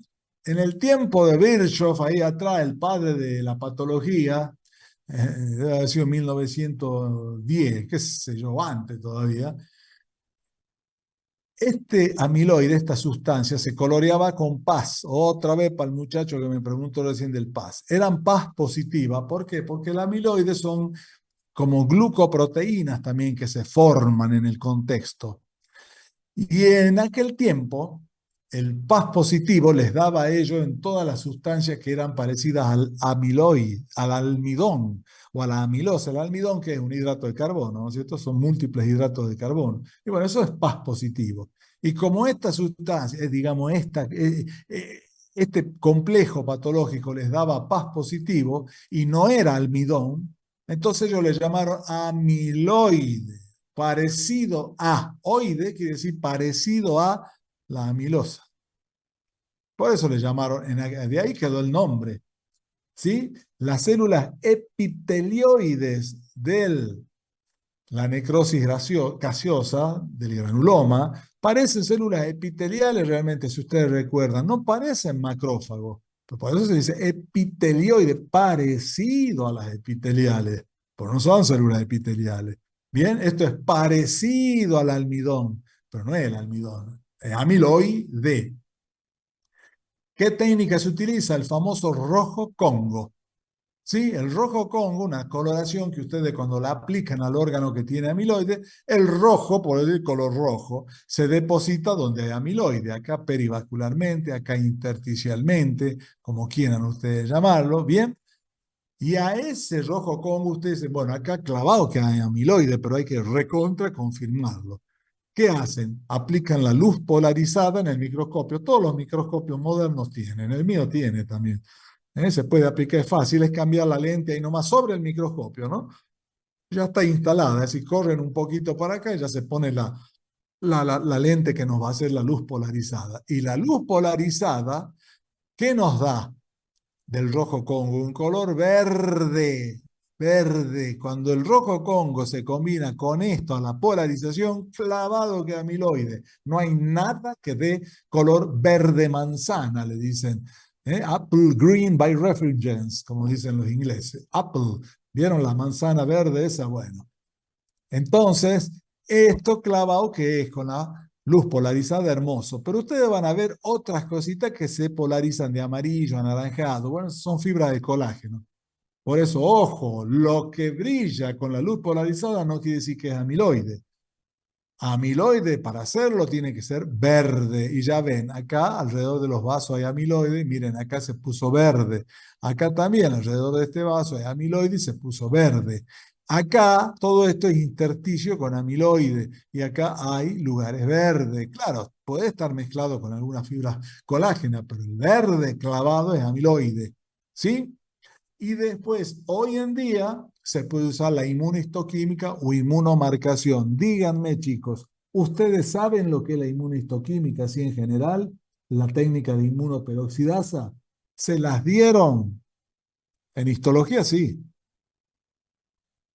Hey, Sí, aló, un Sí, poco en profe, cuando se pero usan digamos todo anticuerpos depende. para específico. marcar algo y por lo general después se le puede poner luminiscencia o un colorante, por lo general marrón, para distinguirlo al microscopio. Muy bien, que es la diaminobencidina, el colorante marrón. Muy bien, me ahorraste, me diste la clasecita que yo necesitaba. Entonces, como dice acá el doctorcito, hay una, digamos, una especie de química en donde uno conoce el anticuerpo específico. Bien, hay un anticuerpo específico contra 10.000 cosas que ya se fabrican. Ya se fabrican esos anticuerpos. Contra calcitonina, contra tiroglobulina, contra amiloide A, contra amiloide B, contra, es decir, actina, miosina. Entonces, ¿qué hace uno? Agarra ese anticuerpo, ¿no es cierto? Por ejemplo, en el caso del amiloide, volvamos al cáncer medular, ya que estamos, porque ya que estamos con eso, el amiloide que se produce en el cáncer medular de tiroides, que es el cáncer a célula C, que ya lo van a ver, yo se la voy a dar la charla esa. Ese amiloide se produce porque, como les dije, hay un montón de procalcitonina y calcitonina que tanto segregan esas células. Muchas van al torrente sanguíneo, pero muchas se va al intersticio y se queda ahí y se va formando el amiloide. Este que ven acá, este amiloide que está acá, se va formando. Entonces ustedes hacen inmunomarcación para calcitonina en ese amiloide y les va a dar positiva tanto las células del tumor, porque son productoras de calcitonina esas células, como también el amiloide. Entonces ustedes ahí pueden decir, sí, este amiloide fue producido por calcitonina, pero porque es específica la reacción. Si la misma sustancia, el mismo anticuerpo específico contra calcitonina lo usan en el amiloide este que están viendo acá, les va a dar negativo. ¿Por qué? Porque este amiloide es otra cosa. Capaz es amiloide AA o amiloide AP o vaya a saber qué es. Entonces ahora con la inmunomarcación se puede direccionar un poquito más la etiología del amiloide, que es la inmunohistoquímica en este caso, ¿no? Y por último, la microscopía electrónica, bueno, es que ya no se hace tanto microscopía electrónica. Primero que es un método muy caro. Y segundo, con el advenimiento de la inmunomarcación y algunas técnicas moleculares, etcétera, que son incluso hasta más específicas, la microscopía electrónica no hace falta. ¿Vieron? Entonces, pero si ustedes miran el amiloide por microscopía electrónica, tiene fibrillas no ramificadas características de amiloide. Ustedes pueden hacer un diagnóstico de amiloide y las fibrillas miden esto, 75 Armstrong. Justito, es decir, una cosa que de verla se dan cuenta y lo es. ¿Sí? En mis tiempos, yo cuando trabajé en algunos temas, entre ellos cáncer medular de tiroides, tenía que hacer microscopía electrónica porque lo único que podía hacer es esta coloración, ¿no? Para el color y decía amiloide. Pero hoy en día uno le mete calcitonina, uno le mete, como le dije, proteínas específicas, ¿no es cierto?, que forman ese amiloide y les puede dar cierto grado de positividad. Tampoco es lo gran específico, pero también se pueden utilizar técnicas moleculares, en fin. Ya cada vez se va llegando, se va abriendo más, se va iluminando más el panorama. ¿Bien? Pero a mí lo que me interesa es que ustedes hayan entendido esto. Y para dar el ejemplo final, el amiloide, cuando ocurre en el organismo, y está siendo sospechado por una cardiopatía, por una insuficiencia renal, donde hay depósito de amiloide, por lo que se le ocurra, el clínico, ¿qué pide? Biopsia renal, rectal, gingival o grasa abdominal. Renal, por si piensan que es obviamente un problema, digamos, renal, donde está el amiloide depositado. Y eso puede ocurrir en la amiloidosis que antes se llamaba primaria, sistémica, ¿no es cierto? Y también ocurre en la amiloidosis producida por el mieloma múltiple, que es formado por células plasmáticas. Las células plasmáticas son células neoplásicas en este caso que forman una tumoración, una entidad tumoral, no se llama mieloma múltiple. Pero esas células plasmáticas, ¿qué hacen? Segregan un montón de inmunoglobulina, obviamente, porque es la función, y son anormales. Y esa inmunoglobulina se deposita en muchos lugares y en el riñón es uno de los lugares que pega fuerte, ¿no es cierto? Muy bien, entonces uno puede elegir la biopsia renal para de paso ver qué patología renal hay, pero para hacer un diagnóstico de amiloidosis en general, la que menos elegimos es la renal, porque siempre es más agresiva, más cruenta. Uno puede hacer una biopsia del recto, una endoscopia, una pequeña biopsia del recto, porque la amiloide se deposita en la lámina propia, ¿no? Del tejido rectal, digamos, de la mucosa del recto, en la lámina propia, ahí se deposita hacia la submucosa, o gingival también a veces. Las encías están un poquito hipertróficas, uno hace una pequeña biopsia y puede detectar amiloide ahí, o ahora lo más frecuente,